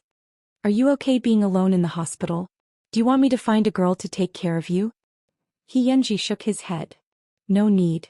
If the little girl found out, what would happen? Then I won't care about you. Just stay in the hospital by yourself. After saying that, his companion went to clean up his wounds. Xianxia lay on the hospital bed. All he could think of was little Chi's little face. His parents' genes were really good. She was now a little beauty who was good at seducing people's souls and causing him to go insane. As he thought about it, Xianxia felt sleepy. However, a message from little Chi made him perk up again. Have you treated the wound? Why don't you do it yourself? Xianxia supported his head with one hand. Suddenly, he felt that the wound was not so difficult to bear. At home? Yes, he's lying in bed. Little Chi did not ask any more questions because after Xianxia left, she had asked Qing Hui to follow Xianxia. He was clearly in the hospital now. However, little Chi did not expose him. She only replied, "Go to sleep." "Miss you, aren't you going up?" Qing Hui followed behind little Chi and asked. They were already downstairs of the hospital. "Oh, let's go back." It seemed that after the fight, the first thing this person did was to look for her. Little Chi's anger subsided and she completely lost her temper. The next morning, little Chi entered the classroom and saw Xianxia, who was covered in injuries, sleeping soundly on the table. Last night, Qing Hui had asked the doctor about it. If it were an adult, Xianxia would have to lie in bed for at least a week with the injuries on his body. Could it be that he wanted to keep his promise with her? Thinking of this, little Chi took out a medicine bottle from her school bag and placed it beside her stationery box. She did not say who she was going to give it to. She just muttered, "You only know how to show off." Xianxia did not move, but the corners of his mouth curled into a slight smile. After the class bell rang, he slowly propped himself up and said, "I'll check your results today. You don't have to worry. How are you going to bring me to play exciting games in your current state?" Little Chi glared at him. "Even if I can't move my hands and feet, I can still make you feel good." Xianxia whispered into little Chi's ear. "Little Chi, damn it, getting so close." Very quickly, the old witch entered the classroom with the report card. Surprisingly, her expression wasn't as strict as it used to be. "Ahem, the results of this midterm exam have actually exceeded my expectations, especially for a few students." When the old witch said this, she subconsciously looked at little Chi's position. When the test paper came out, no one believed it. The teacher even thought that little Qi had plagiarized. However, when they saw how she solved the question, they all agreed that she had answered it seriously. Next, I'll announce the results of the exam. Xianxia, full marks, fully deserving of first place. I'll be happier if there are fewer fights. Second place. The teacher looked around and then announced very seriously, Xingqingwan. Hearing little Qi's name, everyone revealed expressions of disbelief. How was this possible? Did she plagiarize?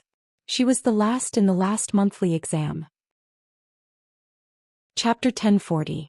Many students looked at him with astonished gazes. This was too unbelievable. Was this cheating? How was it possible to become the first in such a short period of time?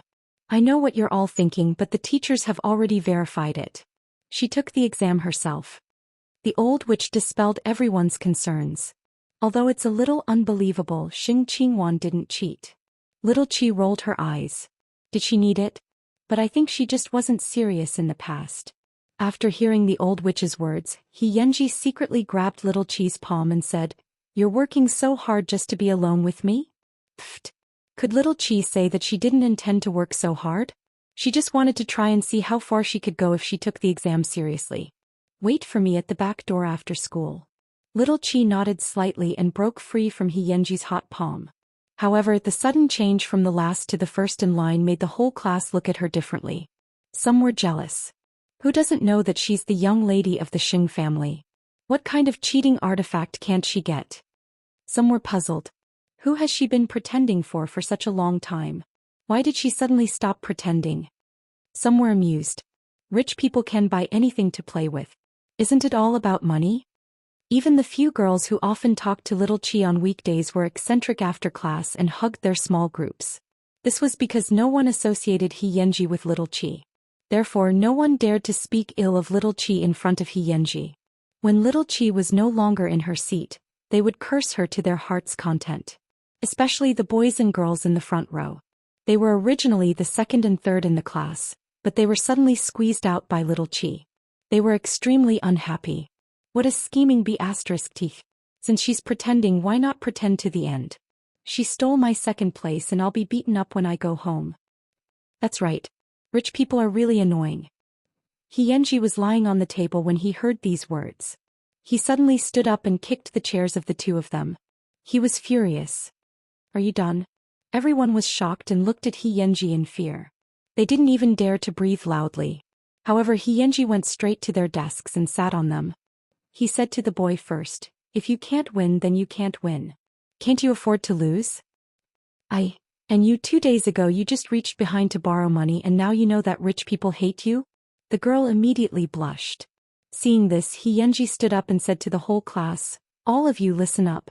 If anyone dares to talk about the results in my ear again, I'll stuff the test paper into his mouth and let him experience what school violence is." For a moment the classroom was silent. Xianxia was satisfied. Only then did he sit back down and lean on the table. Little Qi came back from the bathroom and saw that the whole class was abnormally quiet. At this moment, Xianxia finally understood why little Qi had to pretend that her results were not good and deliberately take the last place. The human heart was such a wonderful thing.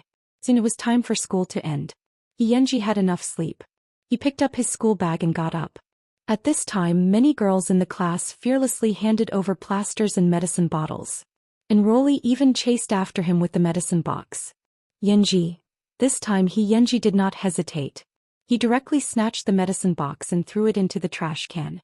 "Stop harassing me. I can't be bothered to deal with you." Chapter 1041. This time Enrollee was not scared away.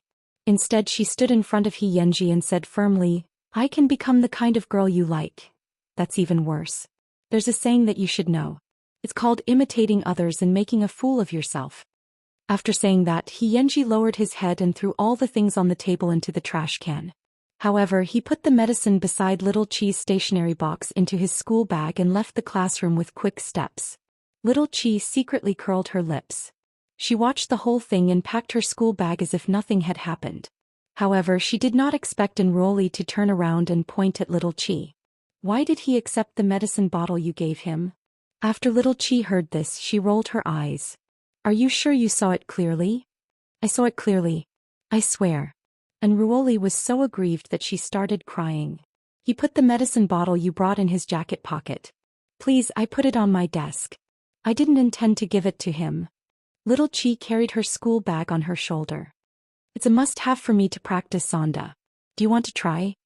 And Ruoli was stunned because Xianxia had indeed taken the medicine bottle from Little Chi's desk. If there's nothing else, can you make way? Little Chi looked a little impatient. And Ruoli felt embarrassed enough. She covered her face and ran out of the classroom. Little Chi was a little speechless. She shook her head, looked at the time and quickly left the classroom. However, because she was in a hurry, she did not hear the discussion behind her. It's all because she's lucky to be sitting next to Xianxia. I really want to find someone to teach Xing a lesson. I hate looking at her face. By the way, I know a few hooligans. Little Chi quickly rushed to the back door of the school.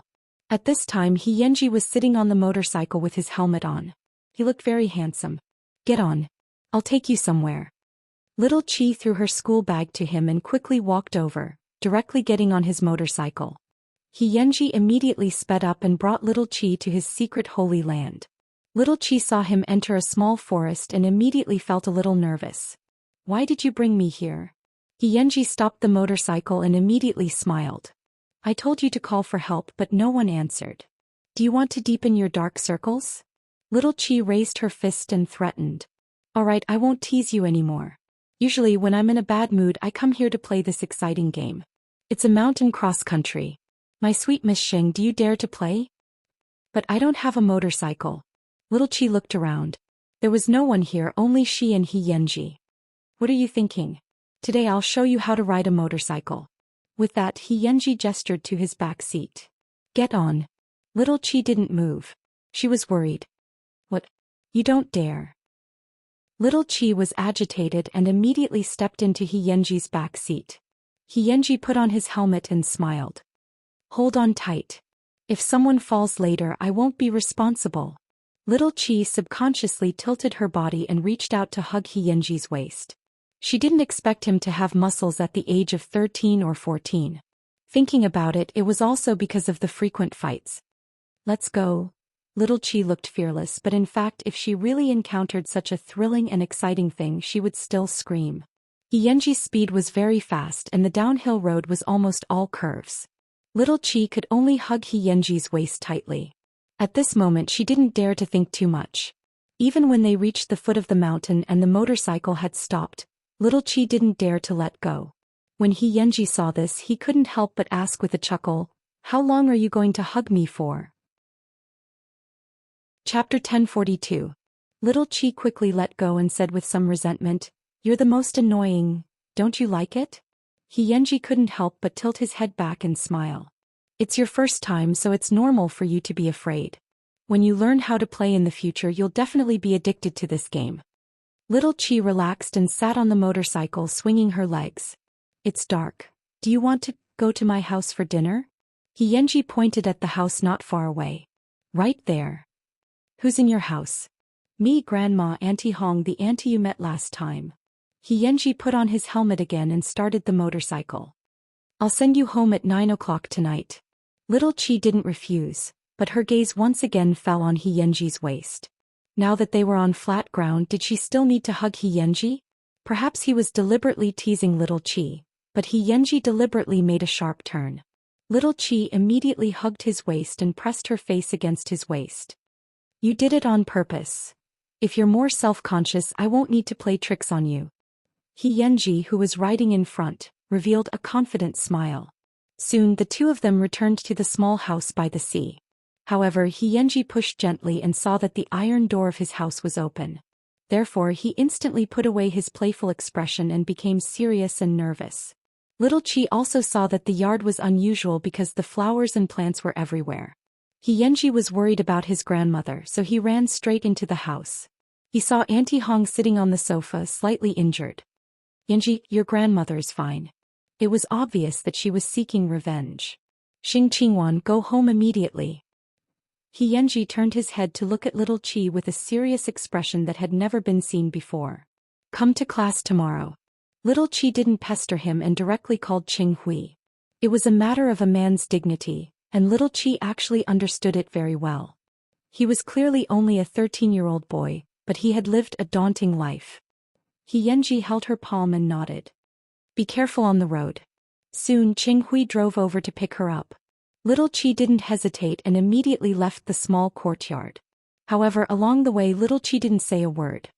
Miss, did that brat make you unhappy again? Uncle Hui, if I say that I can help Xianxia, he will definitely think that I'm humiliating him, right? Little Qi did not answer but asked instead. Her delicate brows were furrowed and she looked especially like a little old woman. Men really don't like it when women interfere in their affairs. That's related to a man's dignity. Qinghui answered truthfully, men are born to shoulder things. Look at Master Xiao. But I'll be worried. Other than worry, there were other voices. There was no future between her and Xianxia. Xianxia was like the wind that could disappear at any time. Perhaps he knew this himself, so he never told Ming Qi to be his little girlfriend. The future? Little Qi was very confused. Why was she thinking so far away? Could it be that liking someone would last a lifetime? Inside the hut, Xianxia and Auntie Hong were packing their things. At this moment, Auntie Hong said from behind him, Yanji, maybe we should move again. I'm sorry, I couldn't protect you. Xianxia half squatted on the ground, his mood very low. In the future, such a thing will never happen again. You're only 13 years old. Don't be too harsh on yourself.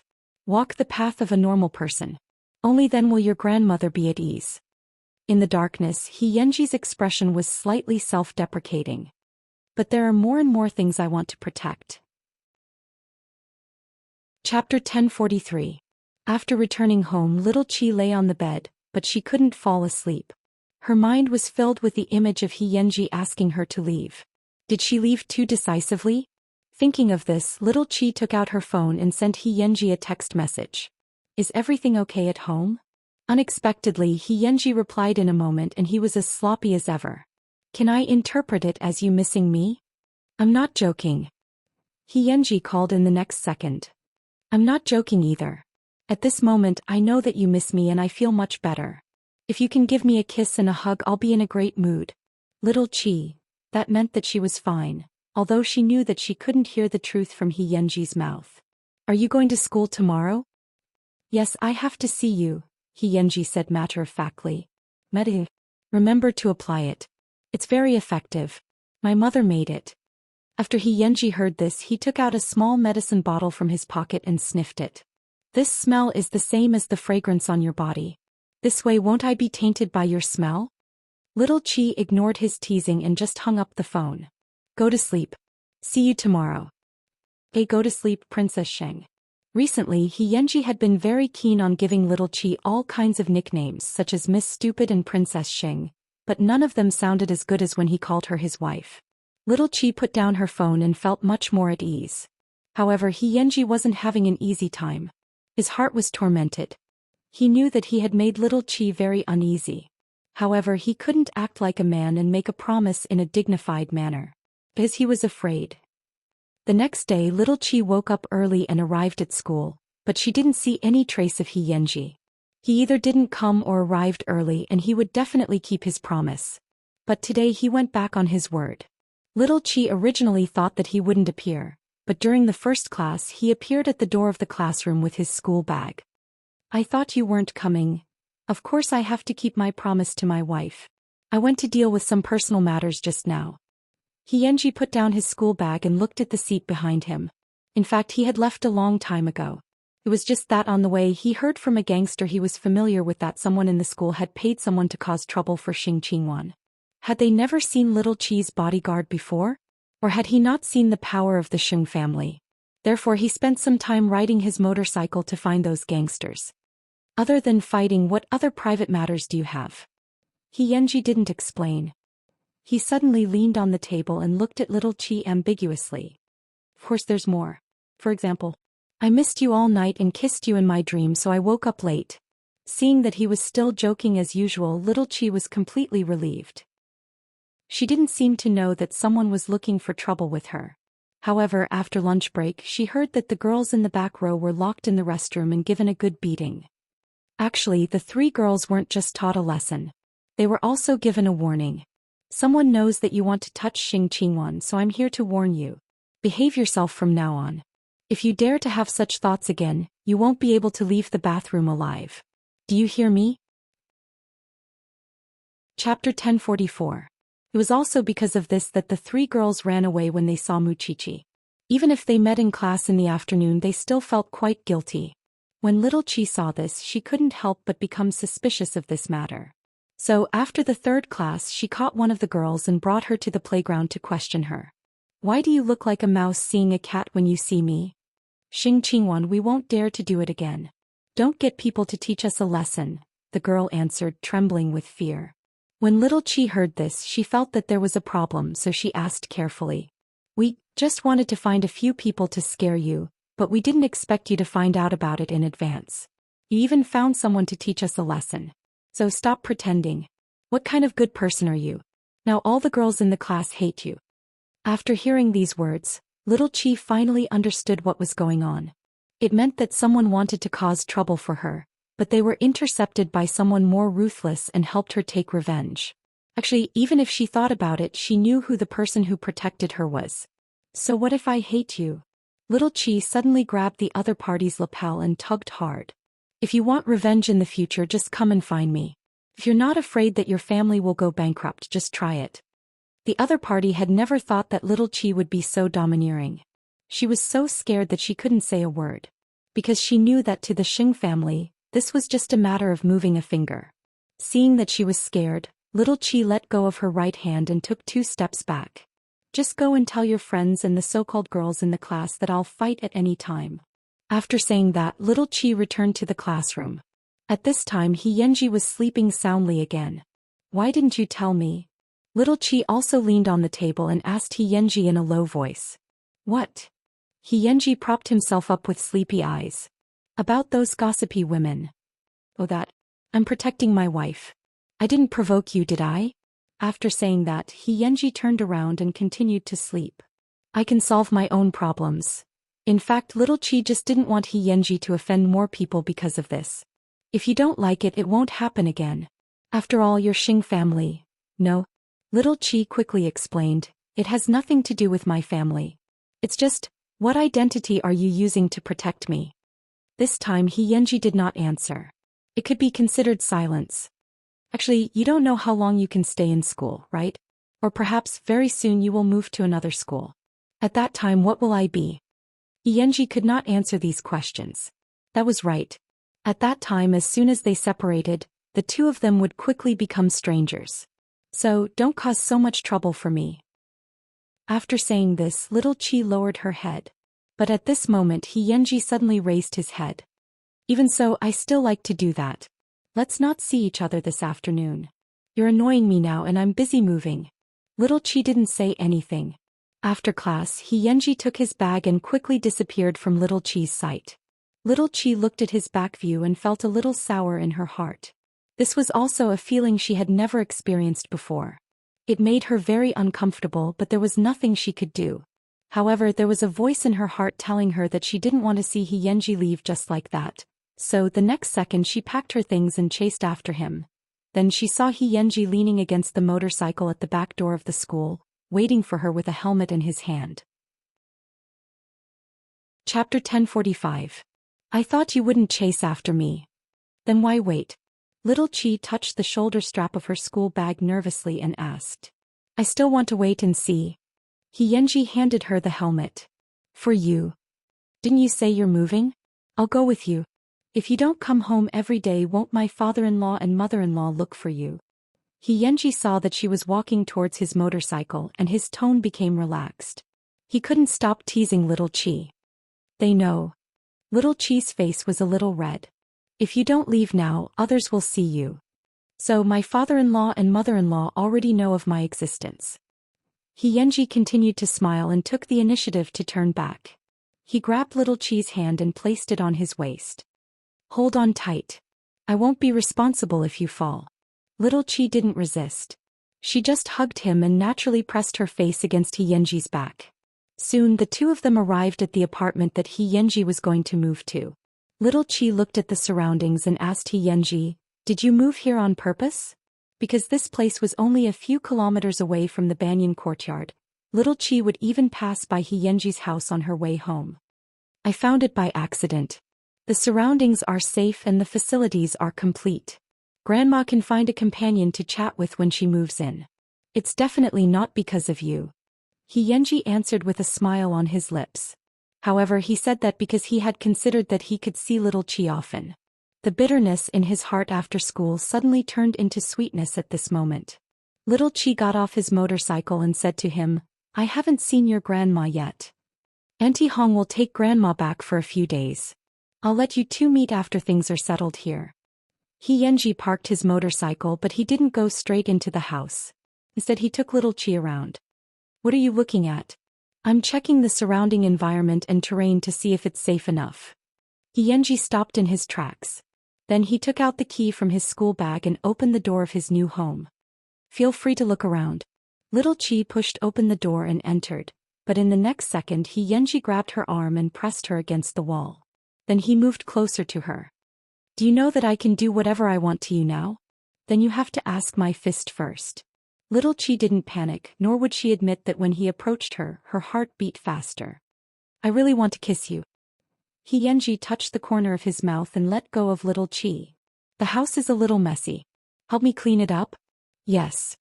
Little Chi would never admit that she had been seduced by Xianxi's action just now. Why is your face so red? It's not summer now. You know the answer. Little Chi glared at him and began to tour the small villa. Little Chi, he said. Little Chi. However, she rolled up her sleeves and began to work. Little, T. He single quote she, T little. Chi, teat cheat. She T. You're clearly thinking that it's a miracle that a young lady like me who doesn't do housework knows how to do housework. Seeing little Chi's hair tied up in a bun, Xianxi gently touched it. Tie it up like this more often in the future. I like it. Who could stand such an ambiguous atmosphere? Little Chi quickly turned her head and looked out of the window. It's getting dark. I'm leaving. I'll send you up. Xianxi smiled happily. The little girl was clearly beginning to fall in love. Chapter 1046. In the next few days, little Chi helped with the moving. Of course, during school, the two of them pretended not to know each other and had nothing to do with each other. Xianxi's drawer was still full of love letters as always. However, every day these love letters would be thrown into the trash can at the back of the classroom. Soon, the school was going to hold the spring sports meet. Xianxi, who was famous for fighting, was of course signed up for several sports events by the teacher. The intention was to let him spend his extra energy on things that were worth it. Xianxi did not object. After all, the only things worth looking forward to in school were physical education and sports. Little Chi also participated in two events. One was the 400-meter race and the other was the 1,500-meter run. 1,500. Hearing the teacher confirm the project, little Chi frowned. She promised the sports committee that she would participate in two events, but she didn't say that she would participate in the 1,500-meter race. The girls in our class are all quite weak. It all depends on Xing Qingwan's performance this time. What delicate. Scheming against people behind their backs was one trick after another. Little Chi rolled her eyes. It wasn't that she didn't want to participate, but her good friend was in the next few days. If you don't want to run, just give up.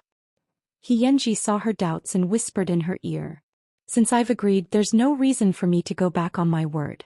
Little Chi answered Xianxi calmly. The few behind me are waiting to see me make a fool of myself every day. It's good to let them see my true strength. What a little girl who doesn't admit defeat. Watch my competition tomorrow morning. Xianxi quietly wrote a note to little Chi. Who wants to look at you? Little Chi snorted. Even so, she still wanted to see what advantage Xianxi had on the sports field with his fighting skills. Since you're coming, prepare a towel and mineral water for me. Little Chi was speechless. Wouldn't that be equivalent to publicizing their ambiguous relationship? Don't tell me you want to see me drink water prepared by someone else? Of course not. Little Chi glared at him with a warning gesture. Although the two of them had not confirmed their relationship, they had already restrained each other according to the standards of a boyfriend and girlfriend. Of course, she had to be responsible for Xianxi's things. Got it. When you compete, I will also go and cheer for you. After saying that, Xianxia picked up his school bag. I'm going to pick up Grandma. I'll let you meet after the sports meet. Heh. It's rare for you to be so serious. However, just as little Qi finished speaking, she saw Xianxia smile. After all, an ugly daughter-in-law will have to meet her in-laws sooner or later. Little Qi, F***CKU. You're the ugly one. Your entire neighborhood is ugly. Even so, little Qi still felt the sweetness in her heart. This was the part of love that people yearned for and were infatuated with. After Xianxia left, many girls in the class began to understand Xianxia's competition. Especially Enroli. Since she had come for Xianxia, how could she give up so easily? Therefore, tomorrow she would definitely go to the stadium to cheer for Xianxia and prepare sports drinks and towels for him. When little Qi saw this, she shook her head. What was the point of this? Xianxia already had someone. Even if he was evil, he was the only one who could make her heart beat faster. Therefore, no matter who came to compete, she would not let them. Chapter 1047. The next day, Jianchuan High School's spring sports meet opened on the sports field. The events to be held in the morning were the men's and women's 100-meter, 200-meter and 400-meter relay.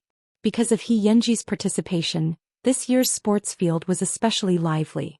Little Qi was wearing a white sportswear and holding a mineral water bottle as she walked in the audience area, searching for Xianxia.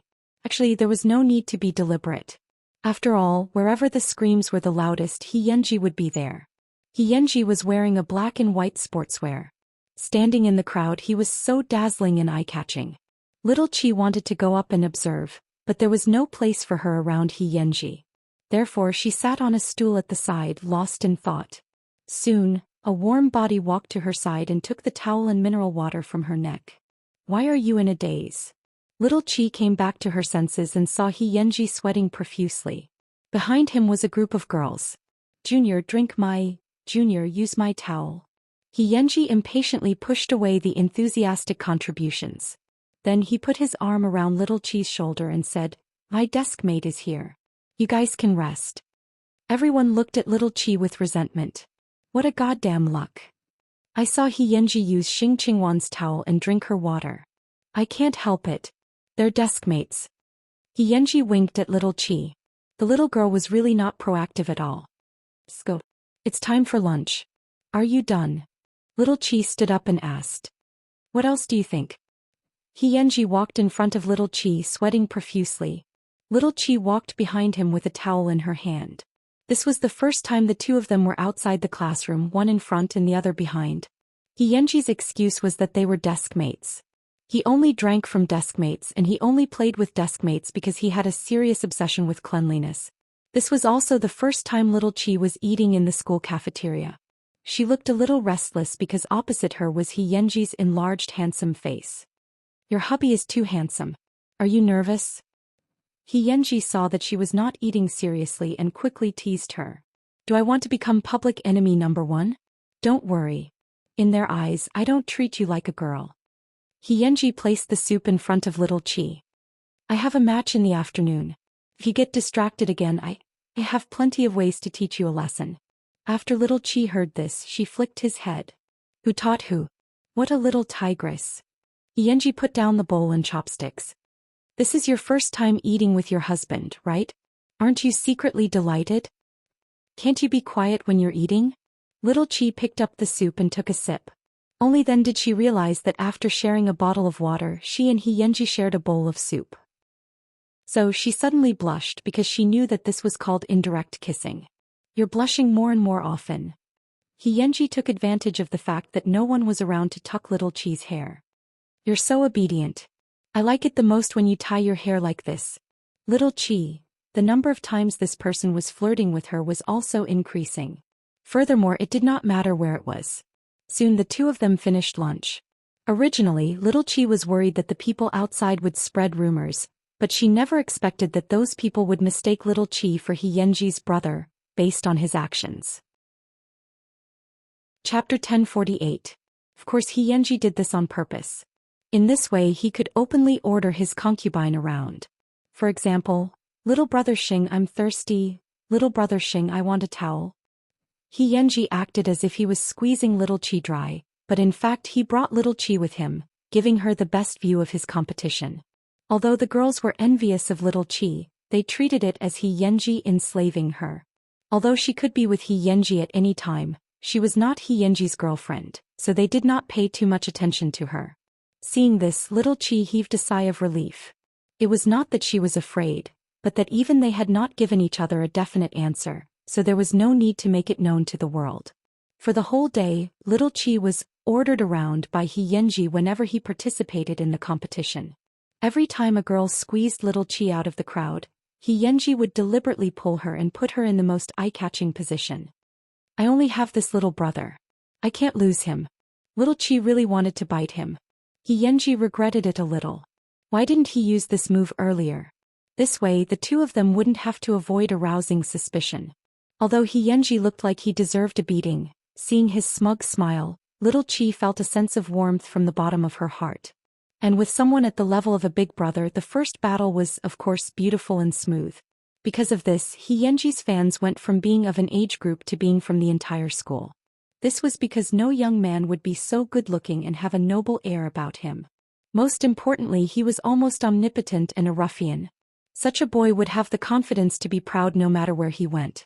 After the day of competition, He Yanji took a shower and came out of the school apartment. At this moment, little Qi was standing under a tree, surrounded by a group of girls. Junior, just tell me, how can I talk to He Yanji? Junior, you must have some ultimate move to make He Yanji ignore everyone but you. Little Qi had a headache. At this moment, He Yanji appeared behind everyone.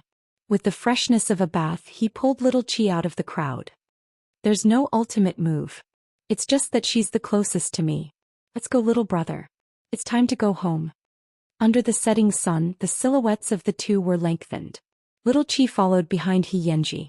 In front of her was a boy who was the center of attention. What are you daydreaming about? He Yanji quickly turned around when he saw that his wife wasn't following him. Are you so handsome that you don't dare to move? Who wants to be your lackey? Little Qi settled the score. She hadn't forgotten that she had been ordered around by this bastard all afternoon. I'll be your lackey? Brother Xing, shall we go? I'm hungry. Little Qi immediately laughed. You're treating me. Got it, my little wife, He Yanji whispered into little Qi's ear. Little Qi immediately looked around nervously. After realizing that she had been teased, she directly raised her fist and punched He Yanji. He Yanji had long known that there was no one else on this road, so he directly held little Qi's hand. Are you really the young lady of the Xing family? You're so calculative. I've discovered another weakness of my little wife. Little Qi buried her head the entire time. She didn't want to listen to his nagging at all, okay? This person was getting bolder and bolder. Not far away, Qing Hui, who was following the two of them, looked at their hands holding each other's. He immediately felt numb and uncomfortable. Was Master Xiao really not going to discipline him? Chapter 1049. After school that day, the two of them returned to He Yanji's house hand in hand. When He Yanji's grandmother saw this, her eyes immediately lit up. Oh, this little cutie is so beautiful. This is Grandma's granddaughter-in-law. Little Qi was stunned by this sudden enthusiasm, but He Yanji said, Go and chat with my grandmother. Your grandmother is also so open-minded? Don't you know whose grandmother she is? He Yanji smiled and turned to the kitchen to help Auntie Hong. Little girl, don't be afraid. Come, Grandma will show you the photos of Yanji when he was young. Then little Qi was dragged into the study by Grandma He. There was a photo album between their knees. Grandma He explained as she flipped through the pages with little Qi. Little Qi looked at the photo of He Yanji and his parents and immediately knew that He Yanji had really received a strict aristocratic education when he was young. It turned out that he had British blood, and judging from his mother's identity, she should be either rich or noble. Therefore, no matter how ruffian he was, she could still see the nobility in him. This was given by the family environment. Yanji is very capable. He knows everything. It's a pity that my parents left too early. Otherwise, my Yanji would be able to live a good life now. As Grandma He spoke, her tears fell on the photo album. Little girl, you're the first girl Yanji brought home. Yanji must like you very much. You have to come and play with Grandma often. Grandma likes you too. After saying that, Grandma He took out a box from the drawer. Inside was a bracelet with a unique pattern. She directly gave it to little Qi. This is Grandma's greeting gift. You must accept it. Grandma. This. Little Chi was instantly petrified. Was this a marriage? Grandma told you to keep it, so just keep it. Xianxia suddenly appeared at the bedroom door and had already changed into fresh home clothes. This person, no matter when I look at him, is really handsome to the point of dropping dregs. But, it's not expensive. This is Grandma's gift. Little Chi did not struggle anymore because he had already put the bracelet on her hand while the two of them were talking. It was a rose gold bracelet that looked a little old. The bracelet was engraved with classical patterns. It was very elegant. Grandma, time to eat. When he saw that Little Chi had accepted the bracelet, she immediately pulled Little Chi's hand and said, My little cutie, after dinner, Grandma will tell you about the jokes Xianxia made when he was young. All right. In the time it took for a meal, Little Chi had forgotten about the bracelet because he was also a very interesting person. From her exquisite clothes, it could be seen that when he was young, she must have been a very beautiful socialite. At 9 o'clock, Xianxia brought Little Chi out of Grandma's room. It's time to go home. So close. What's the matter? Little Chi was very good at pleasing the old man. Then will you sleep with me tonight? Xianxia whispered into Little Chi's ear. Pfft. With Xianxia's words, Little Chi reluctantly said goodbye to Grandma He. I really lost you. I can see that my grandma really likes you. On the way back to the city, Xianxia couldn't help but say to Little Chi, It's been many years since I've seen Grandma talk so much to someone other than me. Even Auntie Hong can't do it. Is it really okay to give me the bracelet? Why do I feel like I'm selling myself? Chapter 1050. You're already my wife. Isn't it too late to say this? Xianxia sent Little Chi out of the banyan courtyard and gently stroked her head. Sleep early. There's a competition tomorrow. Don't order me around tomorrow. Little Chi said angrily and entered the Xing family's house with her school bag on her back. Behind the door, Xianxia sat on the sofa. It was as if he had X-ray eyes and could see what had just happened outside the door. You're back? Dad, did that kid send you back? Xianxia asked his daughter as he put down the document. Little Chi nodded. You promised that you wouldn't object to us dating. Xianxia did not say anything. He just looked at the bracelet on her wrist and casually said, Go up and have a good rest. I'll wait for your mother to get off work. Got it, Dad. Little Chi immediately carried her school bag and walked upstairs to the bedroom. However, if Master Xiao was not mistaken, the bracelet on Little Chi's hand should have been worn by the Princess of England. After all, Huang Yao had been in business for so many years. It was impossible for Xianxia not to recognize such a small thing. He didn't expect that such a precious thing would fall into his daughter's hands. He did not have any objections to Xianxia now because Master Zhao's every move was calculated in his heart. As long as that brat made his daughter sad and angry, his limbs were broken. Of course, as long as it didn't cross the line, he could turn a blind eye to it. When Mu Qiqi returned home, Little Chi was already asleep. After all, she had been running on the field for the whole day. Late at night, Mu Qiqi habitually went to her daughter's room to check on her. She also found the bracelet. Therefore, after returning to her room, she asked Xiao, Xiao, did you give her the thing she's wearing? Your daughter's puppy love gave it to her, Xiao replied, sitting on the soft couch in his black pajamas. This isn't an ordinary item, right? What's going on? Mu Qiqi leaned against her husband. What kind of boy does our daughter like? Xiao said nothing. He simply turned around and took out a document from the drawer, handing it to Mu Qiqi. Mu Qiqi was shocked. This boy is so handsome. Xiao, isn't your daughter just like you? How could she take a liking to him if he didn't even look this good? So you're a descendant of the British royal family. No wonder you didn't object. I'm not against it. It's not because of that. The He family is in a state of disunity. I'm not against it because your daughter likes it. Xiao took the information from Mu Qiqi's hands. She's only 12 soon. It's precisely because she's about to enter the rebellious age that she's full of curiosity about these things. Why don't you let her experience it generously, guide her correctly, and tell her what she can and can't do openly? According to your daughter's personality, it'll be easier for her to accept it and there won't be any estrangement between us, Xiao explained patiently. The daughter can be soothed, but what about the boy? I'm testing him, but for now he's more interesting than Tang Xiaobao. Master Xiao finally gave He Yanji an evaluation. After hearing that, Mu Qiqi could not wait to meet her daughter's sweetheart. In fact, she did not object to her daughter dating because she herself had a crush on someone. She was just afraid that her daughter would not meet someone who doted on her like Master Xiao. Since her husband said it was a test, she didn't need to worry too much. However, he still had to find an opportunity to meet this person. Chapter 1051. The next morning, the events at school included the finals of the men's track and field events and the preliminary of the women's track and field events. Little Qi only had one 400-meter race in the morning. Before the competition began, He Yanji found her in the crowd. Seeing that her hands were bare, he frowned and asked, "Where's the bracelet?" "Take it off.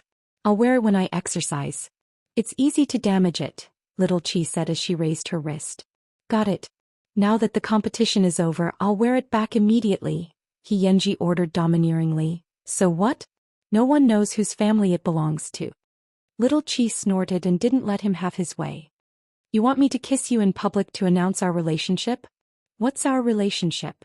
Little Qi immediately asked He Yanji confidently. This bastard, he had never confessed to her, nor did he pursue her. At most, they were in an ambiguous relationship. Humph. They couldn't even be considered boyfriend and girlfriend. He Yanji did not say anything, as if he was thinking about something. Just as he was about to answer, he heard someone call Little Qi's name from behind. "Lil Wan." Little Qi looked past He Yanji and saw Feng Xianxian and Mu Qiqi waving at her from the audience seats with Tang Xiaobao. "My mom is here." Little Qi immediately muttered to He Yanji. He Yanji subconsciously turned around and met Mu Qiqi's gaze calmly. Because they were not far away and only He Yanji was by Little Qi's side, Mu Qiqi's gaze was scrutinizing. Ordinary children would be timid in such a situation, but He Yanji was not. Magnanimous and magnanimous. "My mom is probably here to see you," Little Qi gloated. He Yanji turned around and looked at Little Qi seriously. "Compete well. I'll tell you the answer to your question after the competition is over." "Is it about the relationship between the two of them?" Little Qi paused for a second and nodded. "Don't be shameless." With that, He Yanji retreated to the side and quickly disappeared into the crowd of students. At that moment, Tang Xiaobao walked up and asked Little Qi, "Who was that boy just now?" "Oh, my Xiaobao, why are you free today?" Little Qi quickly played dumb. "Your mom dragged my mom over to cheer for you. Look at your body. Do you think you can get first place today?" Tang Xiaobao and Mi Qi were childhood sweethearts. Their families had always been close, so they had even taken a bath together. Of course, that was when they were young. However, this kind of natural intimacy was something that He Yanji could not compare to. Therefore, he stood in the crowd and watched Little Qi and Tang Xiaobao exchange pleasantries. He was silently jealous. In addition, Tang Xiaobao's appearance and outstanding temperament attracted the attention of the girls in the school. Why were all the boys around Xing Qingwan so outstanding? Little Qi quickly noticed the commotion around her and said to Tang Xiaobao, "Don't harm me. I can imagine how many people will ask me for your contact information after you leave. Then you can compare." Tang Xiaobao also patted Little Qi's head. However, he was as close as an older brother. But even so, He Yanji still felt uncomfortable. He was extremely uncomfortable. In fact, he should have long understood that Little Qi came from a famous family and there was no lack of outstanding people around her. This was the first time He Yanji felt jealous. He wished he could remove Tang Xiaobao's claw. Chapter 1052. In the audience, Feng Xianxian leaned against Mu Qiqi's elbow. "It's that boy just now, right? I have to admit he's a match for my son." Mu Qiqi recalled He Yanji's handsome face. That child seemed to have a lot in common with Master Zhao's personality. Therefore, she suddenly understood why her daughter would fall in love at such a young age. "You have good taste." Mu Qiqi concluded with 4 words. Of course, she could not praise him. After all, she had only seen him and did not know his character. "I heard that he's a bully in school. There are a lot of rumors and he often fights. So Little Qi actually likes this." Feng Xianxian found it unbelievable because it was Xing Xiao and Mu Qiqi's child.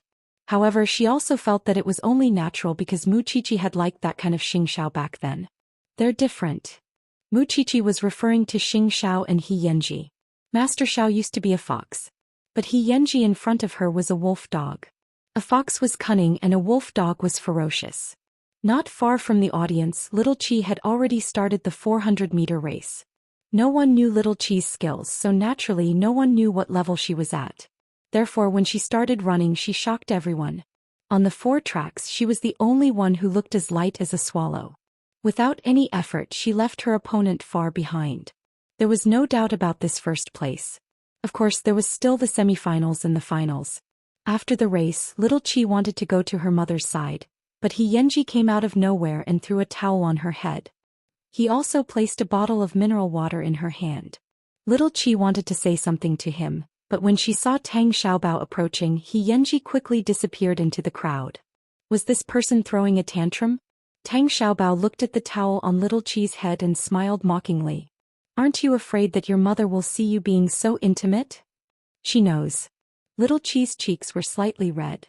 Since you like handsome guys, why don't you like me? Tang Xiaobao couldn't help but ask. You guys are different, Little Chi answered softly as she drank the water. What's different? Tang Xiaobao wanted to hear her explanation. Perhaps he was deliberately provoking Xianxia and pretending to be closer to Little Chi. It's different everywhere. Little Chi wiped her face with a towel. Then put the towel away. You Shungs are all so avant-garde. You're only 12 years old and you already have a boyfriend. You'll be crying in the future. He's not. Little Chi explained subconsciously. The two of them had not officially confirmed it yet. Speaking of which, Xianxia had clearly said that he would give her an answer after the competition. However, after delivering the towels and water, there was no sign of them. Who cares if he is or not? In short, don't come crying to me in the future, Tang Xiaobao said as he pinched Little Chi's nose. Got it. In Little Chi's heart, Tang Xiaobao was like an older brother.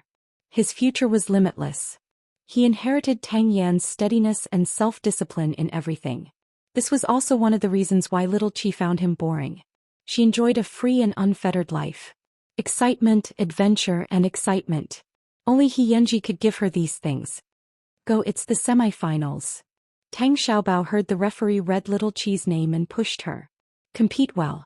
Don't embarrass me. Even if I want to lose face, I won't lose face for your family. Little Chi snorted. Chapter 1053. During Little Chi's semi-finals, Tang Xiaobao deliberately waited at the finish line. He wanted to see if Xianxia would not dare to go forward. If it was really someone like Uncle Snake, he did not mind taking the initiative to help the Xing family clean up. Little Chi's performance on the track was the same as the previous race. Getting first place was still easy. However, during the process, Little Chi noticed that her abdomen was stuffy and uncomfortable. Could it be that her good friend was coming now? She supported herself to finish the race and then stood at the finish line to breathe. Tang Xiaobao immediately walked over and handed her the rest of the mineral water. Drink it. Little Chi shook her head. She felt awkward because she did not dare to move. What's wrong?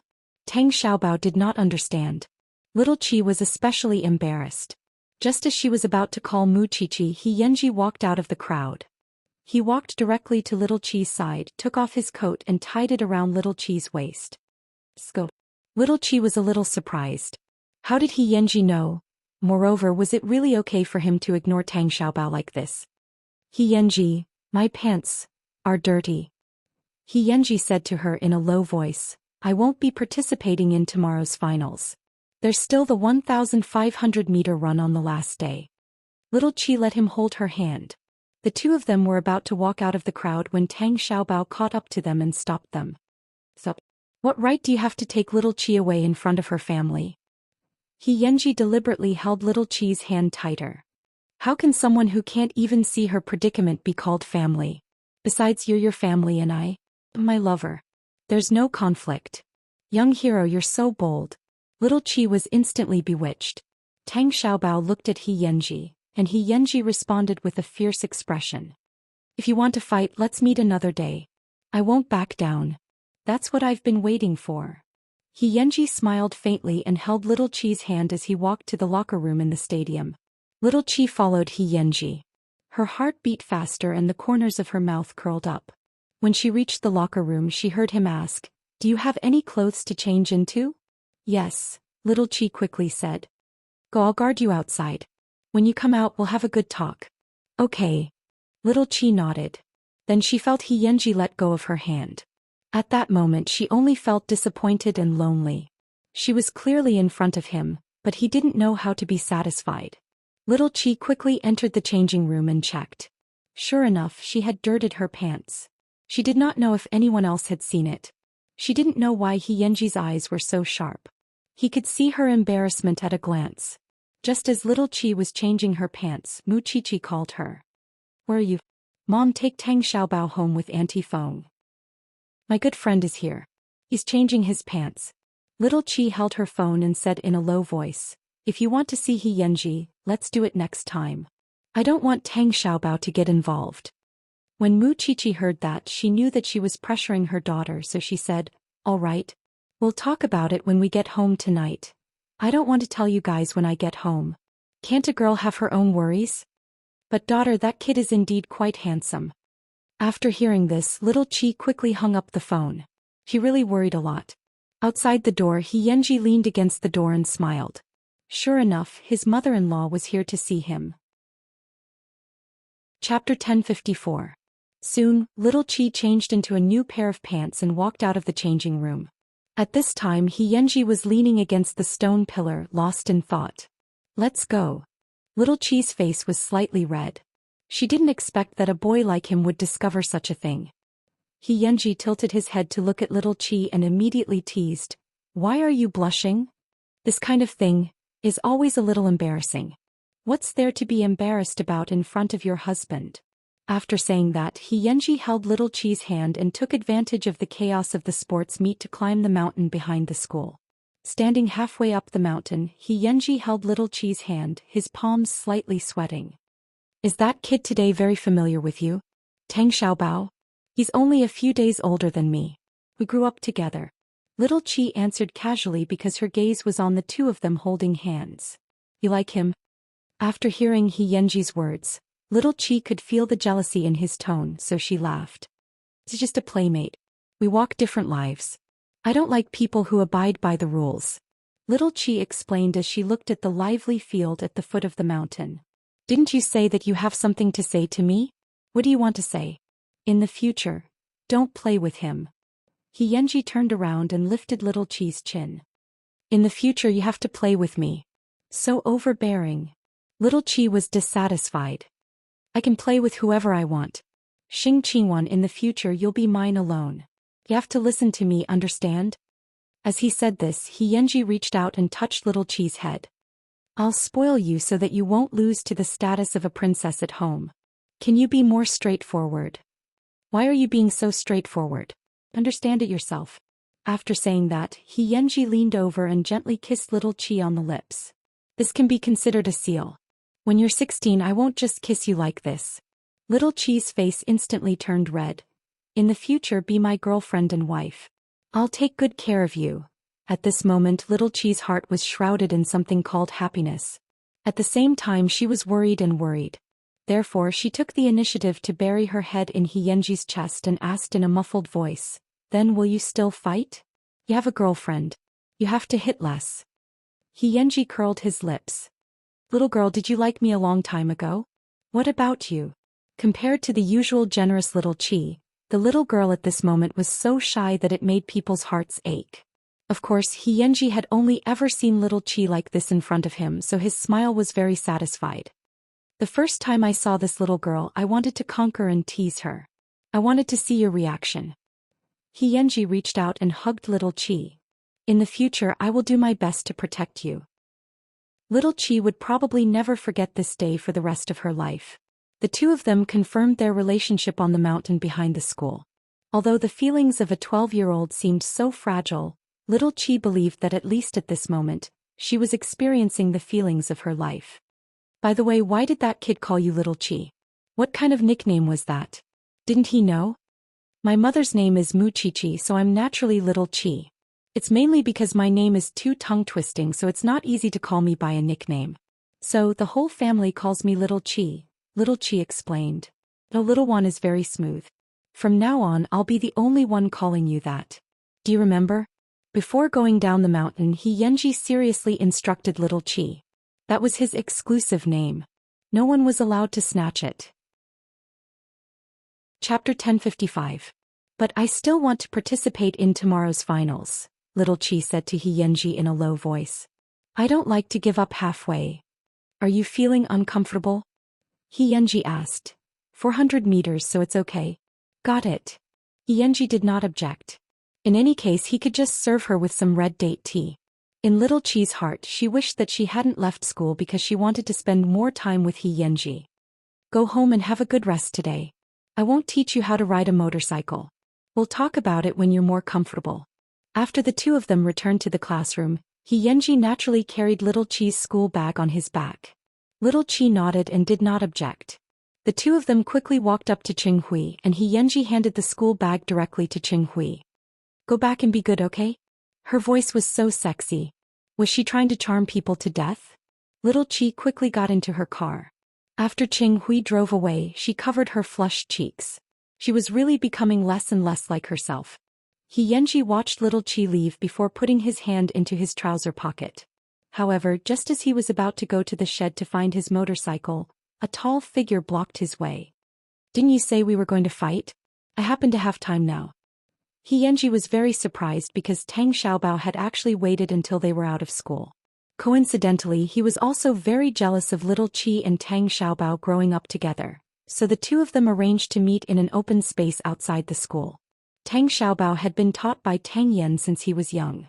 His skills were definitely not for show, but he lived a very disciplined life, so he had never fought in actual combat. As for Xianxia, fighting was a walk in the park. Although he hadn't learned it properly, his skills were definitely not just for show. The two of them threw away their school bags and started fighting wildly. Little Qi is the treasure of the Xing family. Who do you think you are? How dare you covet her? Tang Xiaobao's strength was astonishing. He pressed Xianxia to the ground and strangled his neck. You're only 12 or 13 years old. What do you know about feelings now? Not only do I dare to think, but I also dare to do it. Xiaowan is my girlfriend. It has nothing to do with any of you. Xianxia suddenly erupted in resistance. The strength of his fists was astonishing. Tang Xiaobao felt the pain and his entire face scrunched up. If you dare to bully little Qi, I won't forgive you. You don't need to worry about my woman. The two boys swung their fists at each other, fighting to their heart's content. However, because Xianxia was injured, Tang Xiaobao was able to press him to the ground. However, Xianxia also noticed it, so he did not attack ruthlessly. It doesn't count this time. Let's continue after you've recovered. Am I afraid of you? Xianxia snorted coldly. I'm warning you, don't tell little Qi about the fight. I was afraid that you would be a busybody. Xianxia did not back down at all. Tang Xiaobao admired his determination. He was indeed a good opponent. Tang Xiaobao picked up the bag on the ground and made a provocative gesture at Xianxia. Xianxia was not to be outdone. However, he had just promised the little lass not to fight, and in just a short 2 hours he had already broken his promise. However, her childhood sweetheart was also a little interesting. Soon little Qi returned home. The first thing she did was to send Xianxia a text message. Are you home? Xianxia looked around, propped himself up and answered, I'm looking for a car. Little girl, are you checking on me now? Can't I? But you're tuning in to the Zhou Xian's Legacy YouTube channel. Don't forget to subscribe and join us on this journey to catch the most captivating stories.